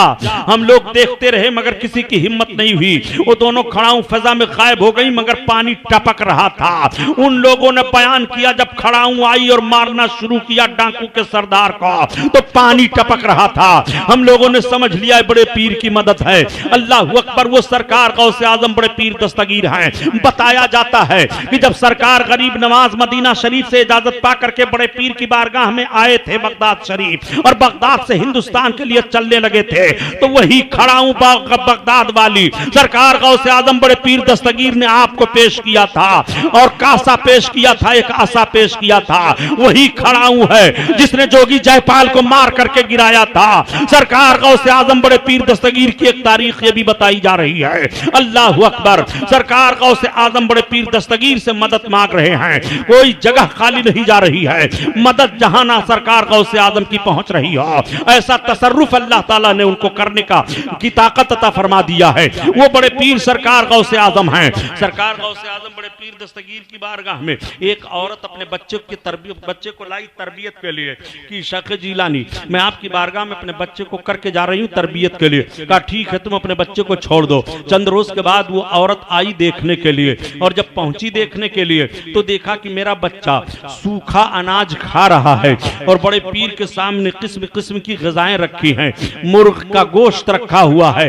माँ का ममता जोश में आ गया। उसने कहा या शेख आपका दस्तरखान इतना वसी है और मेरा बच्चा इतना दुबला पतला हो गया। तब तक बड़े पीर दस्तगीर को महबूबियत का जोश आया। आपने फरमाया अच्छा जितनी हड्डियां हैं दस्तरखान की सब इकट्ठा जमा कर दो। सारी हड्डियां जमा कर दी जाती हैं। आपने फरमाया कुम बेइज़्निल्लाह अल्लाह के हुक्म से उठ जाओ। तब तक परिंदा जिंदा हो गया मुर्ग और फड़फड़ा करके उड़ने लगा। आपने फरमाया खातून सुन जब तेरा बच्चा इस पोजीशन पर पहुंच जाएगा तब जो मर्जी में आए वो खाए, जो मर्जी में आए वो पिए। तुझे नहीं पता है कि अल्लाह की याद में अब्दुल कादिर कितनी मर्तबा जला है, मरा है। जब मेरा रब कहता है अब्दुल कादिर खाओ तब खाता हूं, जब मेरा रब हुक्म देता है अब्दुल कादिर ये पहनो तब पहनता हूं, जब मेरा रब हुक्म देता है जो काम करने के लिए तब मैं करता हूं। वो सरकार गौसे आजम बड़े पीर दस्तगीर की शान है। तभी तो 14वीं सदी के मुजद्दिद आजम आला हजरत अजीमुल बरकत फरमाते हैं कि वाह क्या मर्तबा गौस है बाला तेरा, वाह क्या मर्तबा ऐ गौस है बाला तेरा, ऊंचे ऊंचों के सरों से कदम आला तेरा, आला तेरा। औलिया मलते हैं आंखें वो है तलवा तेरा, औलिया मलते हैं आंखें वो है तलवा तेरा, असफिया चलते हैं वाका है रस्ता तेरा, वहाँ क्या मर्तबा है गौस है बाला तेरा। अल्लाह अकबर। सरकार पीरे पीरा बड़े मीरे मीरा अपने अकीदतमंदों के साथ बगदाद की आबादी से बाहर एक मैदान से तशरीफ ले जा रहे हैं। उस मैदान में बड़ी भीड़ है। आपने पूछ लिया किसी से ये क्या बात है। लोगों ने अर्ज किया कि हुजूर एक बहुत बड़ा डाकू गिरफ्तार हुआ है और काजी इस्लाम ने फतवा दिया है कि उसे फांसी दे दी जाए। चुनांचे उसी डाकू को लोग पकड़ करके लाए हैं और फांसी देने जा रहे हैं। सब तमाशाई है, वो हुजूम वही है। सरकार बड़े पीर दस्तगीर की निगाह भी उस डाकू के चेहरे पर पड़ गई और डाकू जब फांसी के तख्त पर खड़ा किया गया तो उसने बड़ी लजाजत के साथ निगाहों को डाला, पूरे मजमा पर रोने लगा। हाय आज मेरी जिंदगी बचाने वाला कोई नहीं है। आज मैं ये करतूत ना किए होता, आज मैं ये जुर्म ना किए होता तो सारे लोग मेरे जान के जाने के तमाशाई को बने होते। वो रो करके सबके चेहरों को देख रहा है। तब तक उसकी निगाह बड़े पीर के चेहरे पर पड़ गई। फांसी का फंदा खींच लिया गया, रूह परवास कर गई। अल्लाह अकबर। शाम के वक्त जब काजी इस्लाम अपने बिस्तरे पर सोए तो ख्वाब में जन्नत को देखते हैं और जन्नत में उस डाकू को देखते हैं जिसको फांसी दिलवाई गई थी। उसने सलाम किया। काजी इस्लाम ने सलाम का जवाब देते हुए फरमाया कि तुझे तो मैंने सजा दिलवाई थी डकैती की, ये तू जन्नत में कैसे दिखाई दे रहा है। उसने कहा काजी साहब आपने शरीयत के मुताबिक मुझे सजा दिलवाई थी, मगर मामला ये था कि जिस तख्त पर फांसी के मुझे चढ़ाया गया मैं जब ना उम्मीद हो गया तो एक निगाह मैंने मजमा पर डाली। उसी के करीब से शेख जिलानी अब्दुल कादिर गुजर रहे थे। मेरी निगाह उनके चेहरे पर पड़ गई और जब मेरी निगाह उनके चेहरे पर पड़ी मेरी रूह कब्ज की गई तो अजाब के फरिश्तों को हुक्म हुआ दूर हो जाओ, रहमत के फरिश्ते तुम ले लो। मैंने अपने इस बंदे को बख्श दिया इसलिए कि मेरी रहमत को यह गवारा नहीं है कि मेरे जिस बंदे की निगाह अब्दुल कादिर के चेहरे पर पड़ जाए उस बंदे को अजाब दिया जाए। इसलिए मैंने अब्दुल कादिर के चेहरे के दीदार की बरकत से इस बंदे को मग़फ़िरत दे दी, मैंने इसे बख्श दिया गया, बख्श दिया। वो है सरकार गौसे आजम बड़े पीर दस्तगीर का मुकद्दस चेहरा कि ऐसी हालत में अगर निगाह पड़ जाए तो नजात का परवाना मिल जाता है। जब चेहरे गौस का यह आलम है तो इमामुल अंबिया के चेहरे पाक का आलम क्या होगा, सैयदुल मुरसलीन का आलम क्या होगा। जब इस पार का यह आलम है उस पार का आलम क्या होगा। बड़ी सच्ची तर्जमानी की है बेकल बलरामपुरी ने कि जब उनके गदा भर देते हैं शाहाने ज़माना की झोली, मोहताज का जब ये आलम है, मुख्तार का आलम क्या होगा, मोहताज का जब ये आलम है। अल्लाहु अकबर। सरकार पीरे पीरा मीरे मीरा एक मजलिस से और गुजर रहे हैं, आपके साथ आपके अकीदतमंद भी हैं, दरिया का किनारा है, एक औरत बैठ करके रो रही है। आपने फरमाया देखो खातून क्यों रो रही है। लोगों ने बताया हुजूर आज 12 बरस से वो खातून आकर के वहीं पर बैठ करके रोया करती है। मामला ये हुआ कि उसका जवान अकलौता बेटा था, उसने शादी के दिन को रचा बसा दिया था और कश्ती पर सब लोग सवार होकर के जा रहे थे निकाह के लिए कि दरिया में तुगयानी आई और उसी तुगयानी के साथ कश्ती का तख्ता फट गया, सारे लोग डूब गए, दूल्हा भी डूब गया। अब वो आकर के अपने गम को हल्का कर लिया करती है, रो लिया करती है। बड़े पीर दस्तगीर को ये बात ऐसी लगी कि जैसे कोई और ताज्जुब का मामला हुआ हो। सरकार बड़े पीर दस्तगीर फरमाते हैं उस खातून से रो नहीं। उसने चेहरा देखने के बाद कहा या शेख जिस पर ऐसी मुसीबत पड़ी हो, जिसका जवान बेटा दरिया में गर्क हुआ हो, जिसके अजीजो अकारिब सब गर्क हो गए हो, उससे ये कहा जाता है रो नहीं। आखिर रो ना तो गम कैसे हल्का होगा। तब तक फिर आपको महबूबियत का जोश आया। आपने फरमाया या अय्युहन्नास उखरुजू मिनल बहर बिइज़्निल्लाह, ए लोगो अल्लाह के हुक्म से दरिया से निकलो।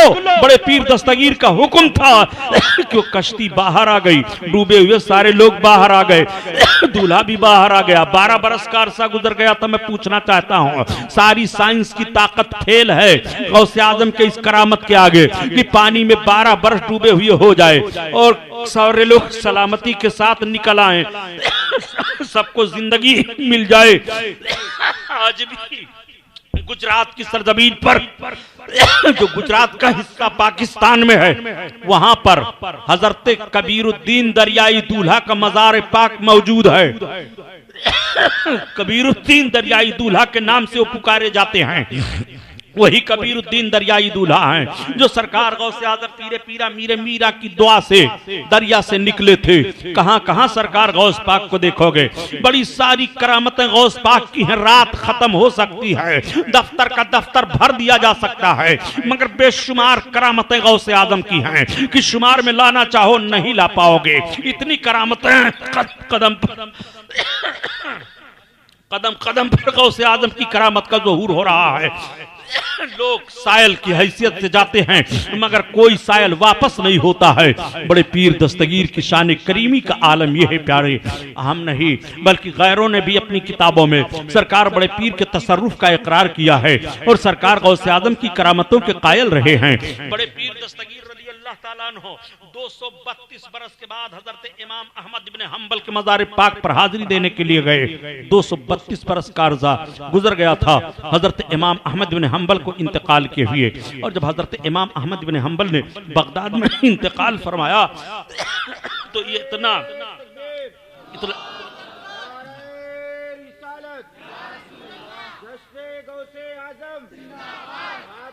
फाउंडेशन मैदाने ख्वाजा गरीब नवाज मसलके आला हजरत मैदाने मुफ्ती आजम हजरत अल्लामा गुलाम मोहिउद्दीन रिसालत सल्लल्लाहु तआला अलैहि वसल्लम। आप गौर फरमाएं, सरकार गौसे आजम बड़े पीर दस्तगीर रज़ी अल्लाह ताला अन्हु की बात चल रही है। देखो उनकी शान देखो। हजरत इमाम अहमद बिन हंबल रज़ी अल्लाह ताला अन्हु का जब इंतकाल हुआ तो 25 लाख से जायद उस वक्त मुसलमानों ने आपकी नमाज जनाजा में शिरकत की। बताया जाता है असलमा यौमा वफातिही 20 अल्फन, हजरत अहमद इब्न हंबल के वफात के दिन वसाल के दिन 20,000 काफिरों ने कलमा पढ़ा था। कहां हैं वो लोग जो कभी कभी तारीख को मस्क कर दिया करते हैं और कहते हैं इस्लाम तलवार के जोर से फैला है। नादान, इस्लाम तलवार के जोर से नहीं फैला, इस्लाम सच्चा मजहब है तब फैला। मजहब इस्लाम रंग रलियों का नाम नहीं है, नाच गाने बजाने का नाम नहीं है। मजहब इस्लाम दिलों की सफाई देता है, मजहब इस्लाम प्यार देता है, मजहब इस्लाम टूटे हुए दिलों को जोड़ देता है, मजहब इस्लाम मक्खी मच्छर कंकर पत्थर घोड़े हाथी बंदर से हटाकर एक अल्लाह की इबादत का पैगाम देता है। तब मजहब इस्लाम फैला। एक मर्दे मोमिन दुनिया से जा रहा है और 20,000 काफिरों को इस्लाम के दामन में समेट रहा है।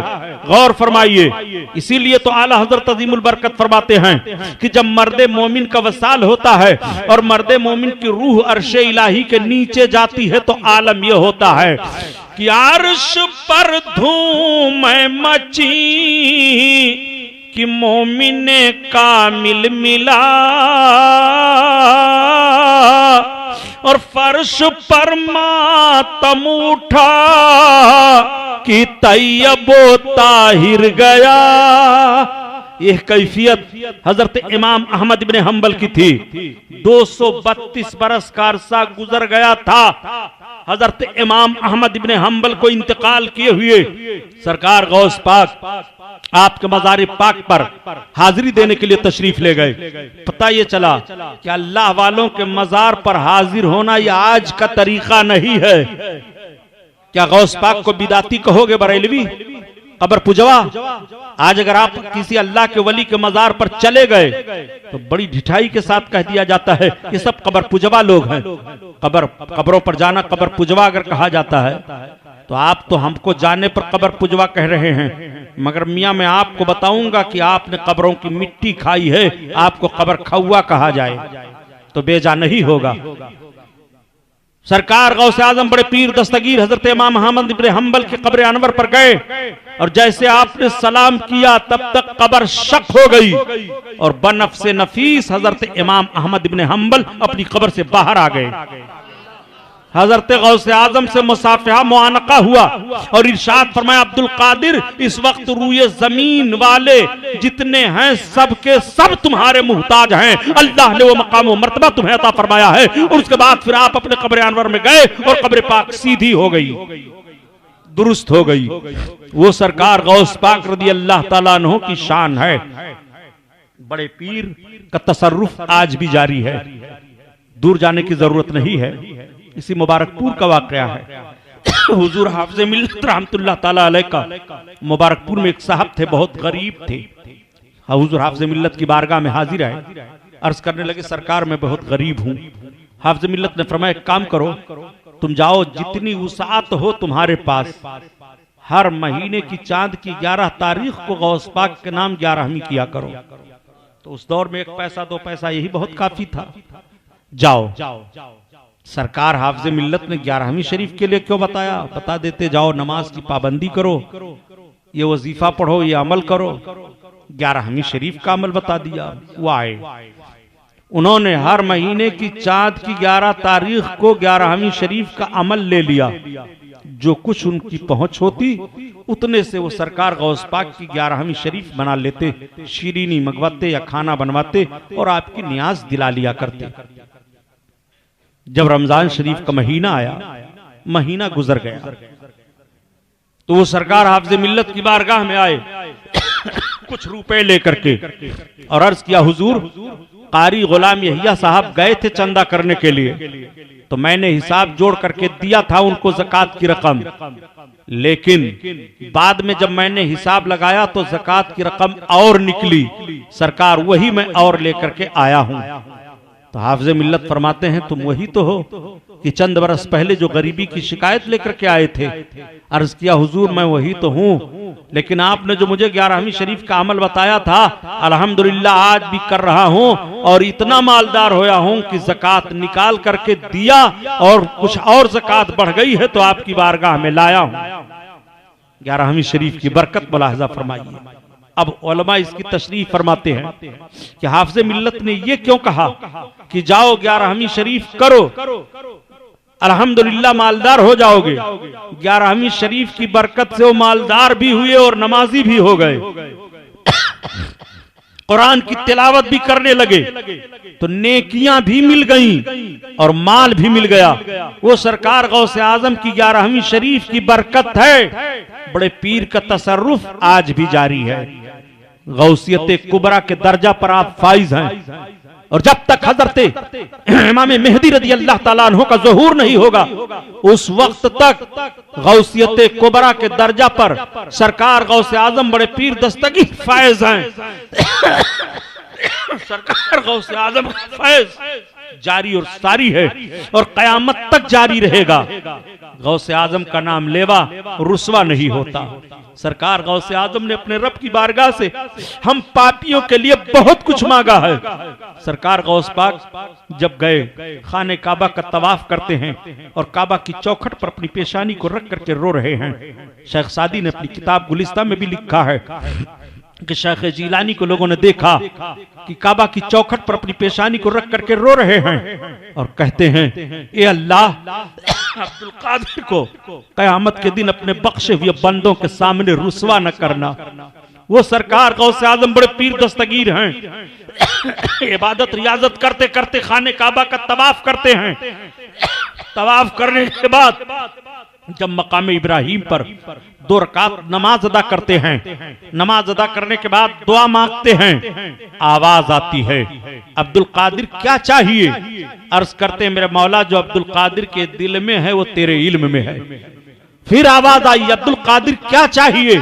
अर्ज करते मेरे मौला, जो अब्दुल कादिर के दिल में है वो तेरे इल्म में है। तब तक आवाज आई, अब्दुल कादिर जा, मेरा जो बंदा तुझसे मोहब्बत करेगा उस पर उस वक्त तक मौत नहीं तारी की जाएगी जब तक तौबा की तौफीक ना दे दी जाए। मेरा वो बंदा तौबा करके मरेगा जो तुझसे मोहब्बत करेगा। इसीलिए आला हजरत अज़ीमुल बरकत फरमाते हैं, या इलाही कादरी कर कादरी रख कादरियों में उठा, कदर अब्दुल कादिर कुदरत नुमा के वास्ते। वो सरकार पीरे पीरा मीरे मीरा गौसे आजम हैं कि उनसे मोहब्बत करने वाला जब मरेगा तो अपने गुनाहों से तौबा करके मरेगा। और मेरे आका इरशाद फरमाते हैं, अत्ताइबु मिनज़ ज़ंबि कमन ला ज़ंबा, गुनाहों से तौबा करने वाला ऐसे ही हो जाता है गोया उसने गुनाह नहीं किया।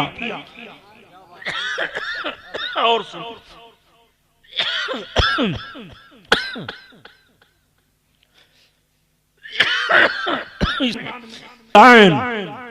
फी मनाक़िब गौसुस सकलैन एक किताब है, उसमें लिखा हुआ है, इसे हिंदुस्तान का वाकया,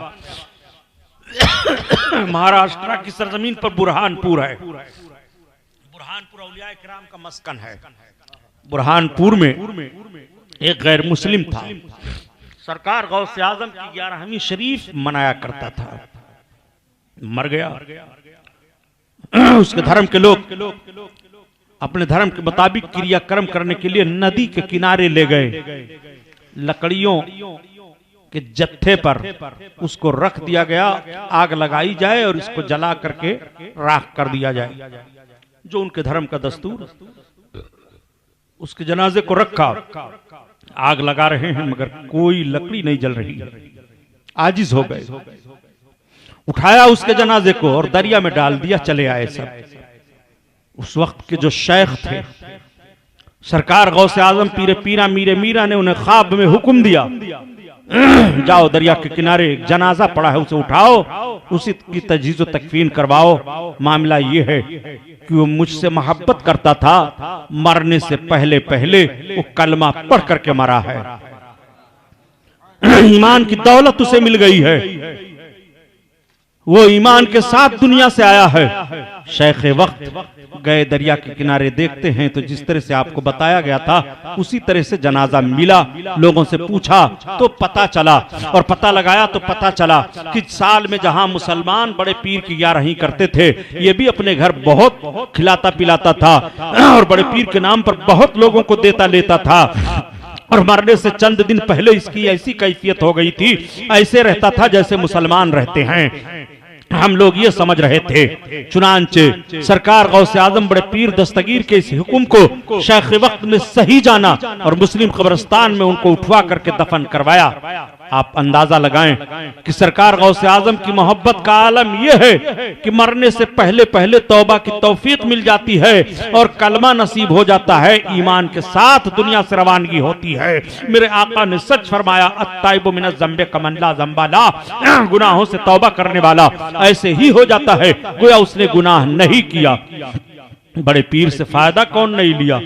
सरकार गौसे आजम बड़े पीर दस्तगीर से जो फायदा लेना चाहे ले ले, आज भी उनका दरे करीम खुला हुआ है, कोई महरूम नहीं रहता बड़े पीर के नाम से।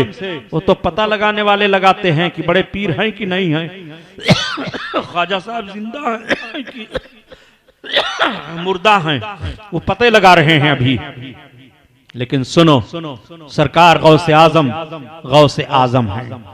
बड़े पीर दस्तगीर का आलम यह है कि अशरफ अली थानवी ने भी इसको बयान किया है और भी दूसरी किताबों में बयान हुआ है कि एक कपड़ा धुलने वाला था गौस पाक का, उसका इंतकाल हुआ, कब्र में रखा गया। मुनकर नकीर आए, उससे सवाल किया, मन रब्बु का, तेरा रब कौन? कहा गौस पाक का धोबी हूं। मा दीनु का, तेरा दीन? का गौस पाक का धोबी हूं। मा कुंता तकुलो फी शान हाज़र रजुल, इस मर्द के बारे में क्या कहता था? गौस पाक का धोबी हूं। मलाइका अर्ज़ गुजार होते हैं, मेरे मौला ये तेरा कैसा बंदा मिला है? रब की तरफ से उन्हें जवाब मिलता है, मेरे बंदे को छोड़ दो, उसको बख्श दिया गया। उलमा इसकी तशरीह फरमाते हैं, बल्कि मौलाना अवैस नाम करके कोई पाकिस्तान के हैं जिन्होंने हदायत बख्शिश की शरह 25 जिल्दों में लिखी है, अवैस अहमद फैजी, उनकी शरह में भी ये वाकया बयान किया गया है। तो उन्होंने ये तशरीह भी की है कि सरकार गौसे आजम का धोबी कहने का मतलब ये, अल्लाह के फरिश्तों हमसे क्या पूछते हो, मन रब का, तुम्हारा रब कौन? जब मैं गौस पाक का धोबी हूं तो जो गौस पाक का रब है वो हमारा रब है, जो गौस पाक का दीन है वो हमारा दीन है, जो गौस पाक रसूलुल्लाह के ताल्लुक से कहते हैं वो मैं कहता हूं, ये मतलब है। और इसी मतलब के तहत अल्लाह ताला ने उसकी बख्शिश फरमा दी। वो सरकार गौसे आजम की मोहब्बत का नतीजा है। बड़े पीर ने तो चोरों को अब्दाल बनाया, आप उलमा से सुनते रहते हैं, चोर को अब्दाल बना दिया। सरकार गौसे आजम बाजार में तशरीफ ले जा रहे हैं कि तब तक एक चोर ने बड़ी कीमती चादर बड़े पीर की थी, पीछे से खींचना शुरू किया। आप कहते हैं, ए मेरे परवरदिगार, इसने अब्दुल कादिर की चादर पकड़ ली है तो क़यामत तक छूटे ना। तब तक वो सामने से हाजिर होकर तौबा करता है, शेख जिलानी मुझे तौबा करा लीजिए, अब मैं चोरी से तौबा करता हूं। बड़े पीर दस्तगीर का आलम तो ये है प्यारे कि निगाहे मर्दे मोमिन से बदल जाती है तकदीरें। वो शान है सरकार गौस पाक बड़े पीर की। सरकार गौस पाक बड़े पीर की दावत हुई, दावत में तशरीफ ले गए, सारे लोग बैठ गए। तो आज भी तरीका यही है, इस्लामी तरीका ये है कि जब दावत में सब बैठ जाए खाना खिलाने के लिए तो सबसे पहले जवानों के हाथ धुलाओ, उसके बाद बूढ़ों के धुलाओ, बुजुर्गों के धुलाओ, ताकि इंतजार न करना पड़े। और जब खाना खा लें तो पहले बूढ़ों का हाथ धुलाओ, बाद में जवानों का धुलाओ, ताकि बूढ़ों को इंतजार न करना पड़े या बड़ों को। चुनांचे सरकार गौसे आजम बैठे हैं, सारे लोगों का हाथ धुल धुला करके जब हाथ धुलाने वाले आया और बड़े पीर दस्तगीर के दस्ते पाक को धुलाने लगा तो पानी गिराता जा रहा है, आप धुलते जा रहे हैं। ना आप हाथ रोक रहे हैं, ना वो पानी गिराने से रोक रहा है, वो भी गिरा रहा है। सरकार गौस पाक हाथ धुल रहे हैं। एक लोटा पानी खर्च हुआ, 2 खर्च हुआ, 3 खर्च हुआ। अब आपने फरमाया बस कर। किसी के अंदर हिम्मत नहीं कि कोई कुछ सवाल करे। जब सब खाना तनाउल फरमा चुके, मजलिस बैठी, तो किसी ने अर्ज कर दिया कि हुजूर, आज सरकार ने इतने पानी से हाथ धुला। तो आप फरमाते हैं, हाँ, मामला ये हुआ कि जो हाथ धुला रहा था, जब मैंने उसकी तकदीर को देखा तो उसकी तकदीर में लिखा था शकी, जहन्नमी। अब मुझे गवारा ना हुआ कि जो अब्दुल कादिर का हाथ धुलाए वो जहन्नम में जाए, तो मैं अपने रब की बारगाह में दुआ करता रहा, हाथ धुलता रहा। और जब मेरी दुआ कबूल हो गई और उसकी तकदीर में शकी की जगह पर सईद लिख दिया गया, तब मैंने हाथ धुलना बंद किया। वो सरकार गौस पाक बड़े पीर दस्तगीर का तसर्रुफ है। कहां हैं वो लोग जो नहीं मानते गौसे पाक के तसर्रुफ को? तो किसी को नहीं मानते। औलिया अल्लाह मिट्टी का ढेर हैं, लेकिन इनकी हिम्मत कभी नहीं हुई है कि जाकर के गाजी पाक की चौखट को खोद डालेंगे बहराइच शरीफ, जाकर के सरकार गरीब नवाज की चौखट पर मार दें कोई फावड़ा। हिम्मत कभी नहीं हुई है। जबान से जो कुछ भी कहते जाएं, कहते चले जाएं। मेरे दोस्त, अल्लाह वालों के तसर्रुफात को समझो। तईशु फी अकनाफिहिम, अल्लाह वालों के ताल्लुक से हुक्म है कि उनके कुर्ब में आराम पाओगे। तनज़्ज़लुर रहमा इंदा ज़िक्रि सालिहीन तनज़्ज़लुर रहमा, जहां अल्लाह के नेकों का जिक्र होता है रहमत बरसती है। तो जहां उनका जिक्र हो रहमत बरसे, जहां उनका वजूद सरापा वजूद हो, वहां क्यों नहीं रहमत इलाही की बरसात होगी? वहां तो जरूर रहमत इलाही पाई जाएगी। जब जिक्र पर उनके अल्लाह की रहमत का नुज़ूल होता है तो उनकी जात पर अल्लाह की रहमतें कितनी नाजिल होंगी कोई शुमार नहीं कर सकता। आप अंदाजा लगाएं। ये तो सरकार पीरे पीरा मीरे मीरा बड़े पीर दस्तगीर रदी अल्लाह ताला अन्हो हैं। बड़े पीर की बारगाह से कोई भी खाली गया नहीं। सरकार बड़े पीर दस्तगीर रदी अल्लाह ताला अन्हो तशरीफ फरमा हैं, वाज कह रहे हैं। तब तक बारिश शुरू हो गई, बरसात होने लगी। आपको महबूबियत का जोश आया। आपने फरमाया बादल मैं अल्लाह के बंदों को जमा करता हूं, तू बिखेरता है। इतना कहना था कि बादल से बूंदें जो गिर रही थी खानकाह में मजलिस पर, वो बूंदें बंद हो जाती हैं। बाहर झमाझम बरसात हो रही है, मगर आपकी खानकाह में सामईन पर पानी का एक भी कतरा नहीं गिरा। ये सब तो सारी करामतें हैं बड़े पीर की। आपको मालूम है बड़े पीर 49 औलादों के बाप थे। 49 औलादों के बाप बड़े पीर। आज हमारी इबादत और रियाजत का आलम यह है कि हम दिन और रात में फर्ज 17 रकात नमाज नहीं अदा कर पाते। और बड़े पीर की इबादत और रियाजत का आलम क्या था जो 49 औलादों के बाप हैं। आप फरमाते हैं कि अल्लाह ताला ने एक के बाद दीगरे मुझे 4 बीवियां अता फरमाई और चारों खुद कफील थी। मुझे किसी भी किफालत की कभी की कोई जिम्मेदारी का एहसास नहीं हुआ। सरकार गौस पाक बड़े पीर दस्तगीर के हयात जाहिरी में 8 अब्बासी खुलफा गुजरे और सब पर इतना रोबो ताप था बड़े पीर का कि रियाया को जब कोई शिकायत होती थी बादशाह से तो जाकर के सरकार की बारगाह में अर्ज करते, हुजूर बादशाह ये गलत कर रहा है, बादशाह की तरफ से ज्यादती हो रही है। जब जुमा का दिन आता और सरकार बड़े पीर जामा मस्जिद में बगदाद के तशरीफ ले जाते और खुतबा देने के लिए खड़े होते तो जितने लोग शिकायतें किए रहते खलीफा की, सरकार गौसे आजम भरे मजमा में मस्जिद के अंदर खलीफा को डांटते और समझाते और कहते खबरदार अब आइंदा जुमा को रियाया की शिकायतें न सुनने को मिले। ये था सरकार गौसे आजम का दबदबा, ये था रोब सुल्ताने वक्त पर। बड़े पीर दस्तगीर का मामला मामूली था।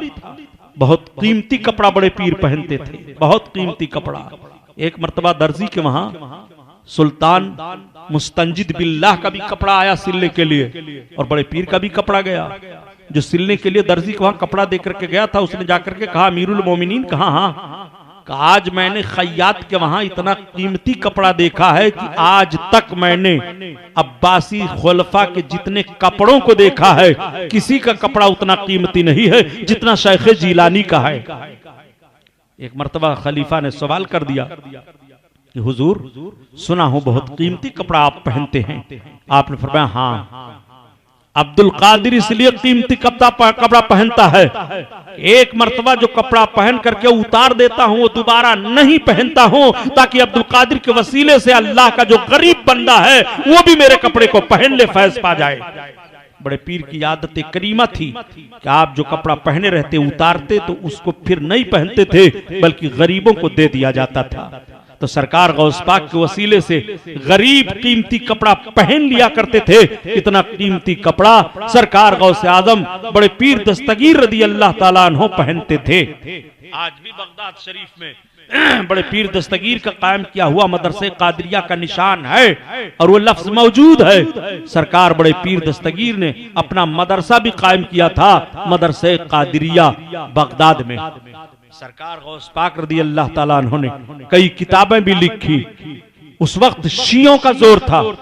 सरकार बड़े पीर ने बदमज़हबों के रद में जो किताबें लिखी वो शियों के रद में और मुअतज़िला के रद में। सरकार बड़े पीर दस्तगीर ने ऐसी किताबें लिखी कि आपकी किताब का कोई जवाब नहीं दे पाया था, सब लाजवाब हो गए थे। वो सरकार गौस पाक हैं, गौस पाक हैं। आज भी बड़े पीर का तसर्रुफ जारी है प्यारे, और जो फायदा उठाते हैं अल्हम्दुलिल्लाह वो उठा लेते हैं। मोहब्बत तो रखो बड़े पीर से। 11वीं शरीफ 11वीं शरीफ मना करके उसकी बरकतों का एहसास करो। तो हमारे बुजुर्गों ने बड़ा मजबूत तजर्बा तोशा शरीफ का पेश किया है। जिस मकसद जिस मुहिम के लिए बड़े पीर दस्तगीर रदी अल्लाह ताला अन्हु के तोशा शरीफ की नियाज दिलाई जाए, अल्लाह ताला उस मकसद में कामयाबी अता फरमाता है, कामयाबियां रब देता है, मगर अपने महबूब के वसीलों से, अपने नेक बंदों के वसीलों से उसकी रहमतें मिला करती है। सरकार गौस पाक वो नेक हैं कि बड़े पीर के ताल्लुक से आला हजरत अजीमुल बरकत फरमाते हैं कि गौस आजम इमामो तो कावनो का जलवे शान कुदरत पे लाखों सलाम, लाखों सलाम। सरकार गौस पाक 49 औलादों के बाप, आपके एक खादिम थे हजरत अली अरबी। हजरत अली अरबी ने एक रोज आईना देखा और आईना देख करके रोने लगे। रोते रोते बड़े पीर की बारगाह में पहुंचे। आपने पूछ लिया अली अरबी क्यों रो रहे हो? अर्ज करते हैं हुजूर बूढ़ा हो गया, बाल पक गए, कमर झुक गई, बुढ़ापे का कोई सहारा नहीं, कोई मेरे बुढ़ापे की लाठी नहीं, मैं औलाद से महरूम हूं। सरकार गौस पाक का करम देखो प्यारे। यही तो मैं अर्ज करता हूं, कोई महरूम नहीं हुआ, पुकार कर देखो तो बड़े पीर को। हजरत अली अरबी को आपने इरशाद फरमाया, अली अरबी आओ मेरे पीछे आ जाओ और तुम अपनी पुश्त को मेरी पुश्त से लगा दो।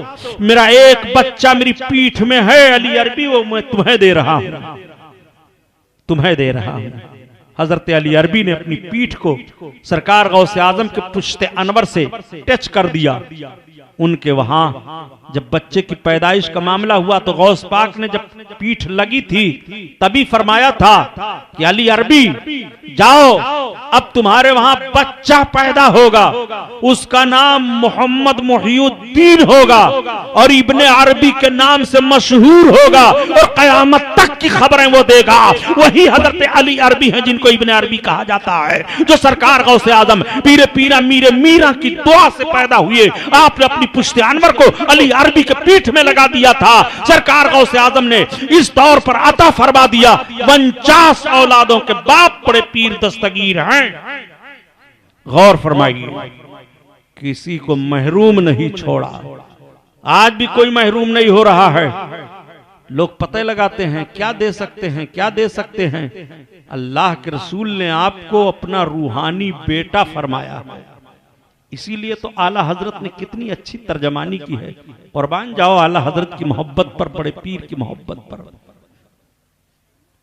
सरकार आला हजरत अजीमुल बरकत अर्ज करते हैं, तू कुव्वत दे मैं तन्हा काम बिसियार, बदन कमजोर दिल काहिल है या गौस। सरकार आला हजरत अजीमुल बरकत की मोहब्बत का नतीजा देखो। आप अपनी मोहब्बत का इजहार इस तौर पर कर रहे हैं कि अल्लाह की बारगाह में बंदों की सिफारिश अल्लाह के रसूल सल्लल्लाहु अलैहि वसल्लम फरमाएंगे। तो अल्लाह के रसूल की बारगाह में कौन सिफारिशी होगा? अल्लाह की बारगाह में सिफारिशी तो रसूलुल्लाह होंगे, और रसूलुल्लाह की बारगाह में सिफारिशी कौन होगा?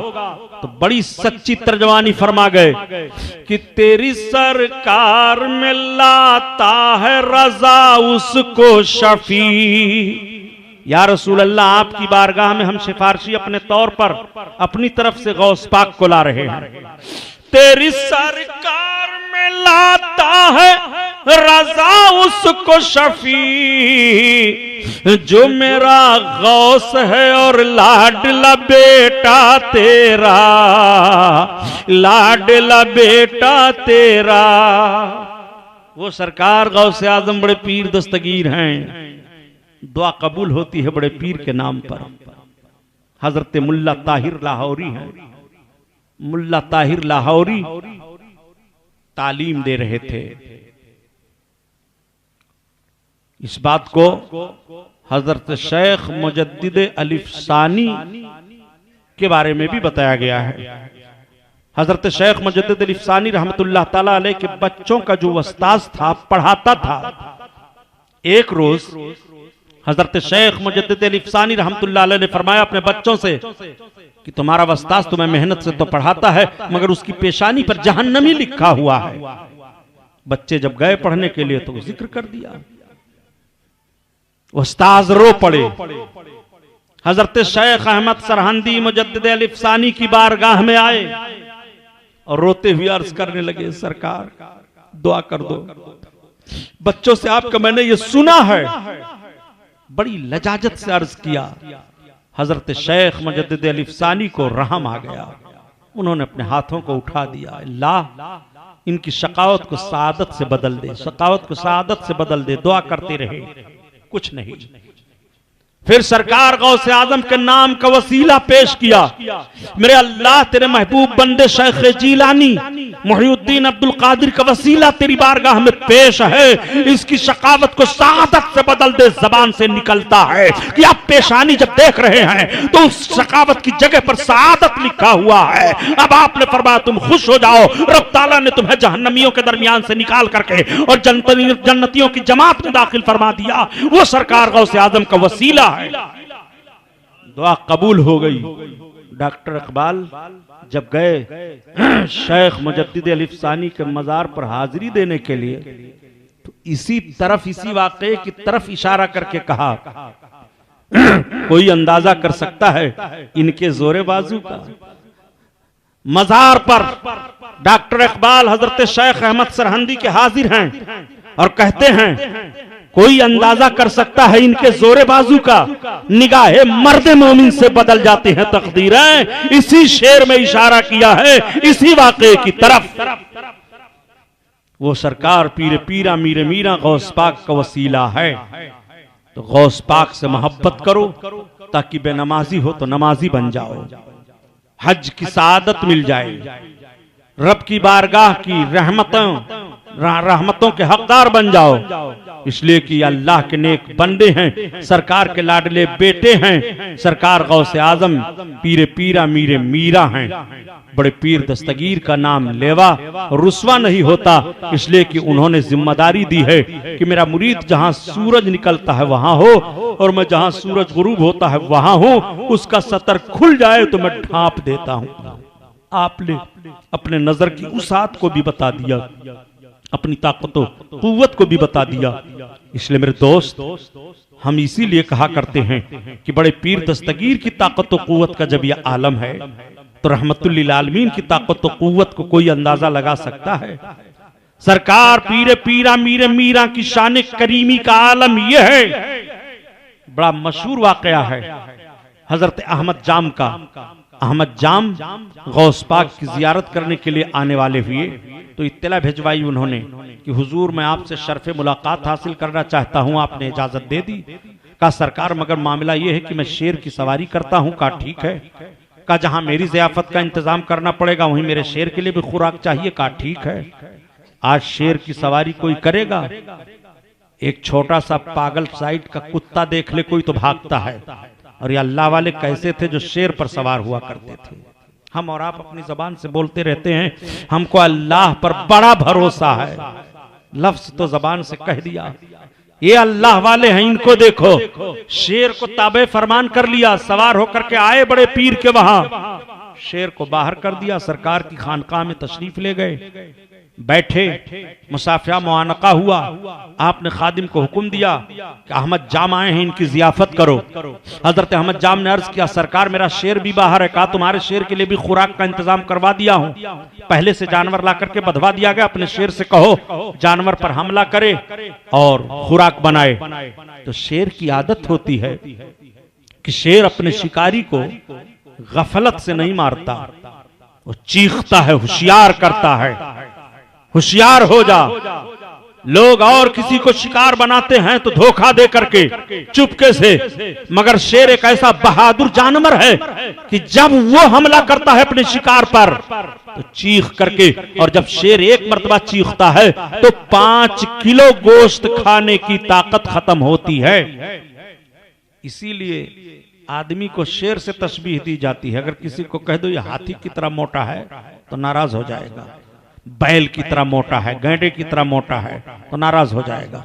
अगर कह दो ये शेर की तरह है तो उसकी मोछें खड़ी हो जाएंगी।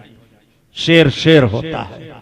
शेर की एक खुसूसियत यह होती है कि शेर समंदर में तैरे, चाहे जितना मजबूत थपेड़ा समंदर में उठ रहा हो, शेर सीधा तैरता है। समंदर का थपेड़ा शेर को मोड़ नहीं सकता। इसीलिए मर्द मोमिन को शेर दिल कहा जाता है कि किसी मोड़ पर मर्द मोमिन जिसका ईमान मजबूत है वो सिराते मुस्तकीम से हट नहीं सकता, और सिराते मुस्तकीम से हट करके चल नहीं सकता, वो सीधे रास्ते ही पर रहेगा। और शेर की तीसरी खुसूसियत ये होती है कि शेर किसी जानवर का शिकार किया हुआ झूठा नहीं खा सकता, नहीं खाएगा, वो भूखों मर जाएगा। इसलिए कि वो अपने से ज्यादा किसी को ताकतवर जानता ही नहीं, किसी जानवर को। तो उसके अंदर इतनी गैरत है, उसकी गैरत बहादुरी इजाजत नहीं दे रही है कि मैं किसी दूसरे जानवर का किया हुआ शिकार खाऊं। ये मेरी शान और मेरी ताकत, मेरी गैरत के खिलाफ भूखा मर सकता है, मगर किसी दूसरे जानवर का शिकार किया हुआ नहीं खा सकता। इसीलिए मर्द मोमिन को शेर दिल कहा जाता है कि मर्द मोमिन मर सकता है मगर हलाल चीज के अलावा हराम मुंह को नहीं लगा सकता है। उसका लुकमा होगा तो हलाल का लुकमा होगा, और वो खाएगा तो मुत्तकियों के साथ खाएगा, मुत्तकियों को खिलाएगा। बदमज़हब को खिला नहीं सकता है, बदमज़हब के साथ खा नहीं सकता है। इसीलिए कि मर्द मोमिन गैरतमंद होता है। शेर की गैरत देखो और अपनी गैरत देखो, तब शेर दिल कहा जाता है। सरकार गौस पाक ने फरमाया, जाम, हाँ कहो अपने जानवर से, शेर से, वह है खुराक। शेर चीखा और बढ़ा कि बधे हुए जानवर को अपना शिकार बनाए। तब तक एक पतला दुबला कुत्ता था, बड़े पीर की गलियों में रहता था। शेर हमला करके उस जानवर तक नहीं पहुंच पाया कि कुत्ते ने झपट करके शेर के गले को पकड़ लिया और उठा करके पटक दिया और शेर को फाड़ दिया। अहमद जाम कहते हैं, हुजूर ये क्या है? आपने फरमाया, जाम वो तुम्हारा शेर है, ये अब्दुल कादिर की गली का कुत्ता है। आला हजरत अजीमुल बरकत इसीलिए फरमा गए कि क्या दबे जिस पे हिमायत का हो पंजा तेरा। इस शेर में असल में तलमी ही है, उलमा को इशारा करूंगा। हजरत अल्लामा हिदायत रसूल रहमतुल्लाह ताला अलैह थे, जिनको शेर बेशे अहले सुन्नत कहा जाता था। उनकी पुश्त पर पंजे का निशान था। तो पहला शेर तो उनकी तरफ है। आला हजरत के ताल्लुक से सुना गया है कि फरमाते थे, अगर हिदायत रसूल जैसा एक बोलने वाला और अहमद रसा जैसा एक और लिखने वाला होता तो बर्रे सगीर से वहाबियत खत्म हो जाती। वो अल्लामा हिदायत रसूल रहमतुल्लाह ताला अलैह के ताल्लुक से इतना इशारा है। और दूसरा शेर का मिसरा जो है उस शेर की तरफ है, क्या दबे जिस पे हिमायत का हो पंजा तेरा, क्या दबे जिस पे हिमायत का हो पंजा तेरा, और शेर को खतरे में लाता नहीं कुत्ता तेरा, कुत्ता तेरा। वो बड़े पीर दस्तगीर की ताकत और कुव्वत का आलम है। यहां तक तो मैंने अर्ज किया 99 बरस की उम्र शरीफ मेरे सरकार गौसे आजम बड़े पीर दस्तगीर की हुई। बगदाद शरीफ में वो साल हुआ। बगदाद शरीफ में आपका मज़ार पाक आज भी मरजे खलाइक बना हुआ है। इसलिए अपने मुहिम से मुहिम काम में गौसे आजम का वसीला लो, अल्हम्दुलिल्लाह फायदा पहुंचेगा। परसों यानी 6 तारीख को मैं के सदक़े में मुझे उससे छुटकारा अता फरमाए। बहुत मामूली बात है, एक मुशरिक ने मेरे ऊपर जो है वो सरकार गौसे आजम के सदका में अल्लाह मुझे बरात अता फरमाए। हर खुश अकीदा जायज मकासिद को सुन्नियों के रब ताला अपने महबूब बंदे पीरे पीरा मीरे मीरा गौस पाक के सदका में पूरा फरमाए। ये मजलिस नूर जिंदाबाद पाइंदाबाद। इंशाअल्लाह ताला 6 अप्रैल को मैं 6 अप्रैल को अस्सलाम वालेकुम।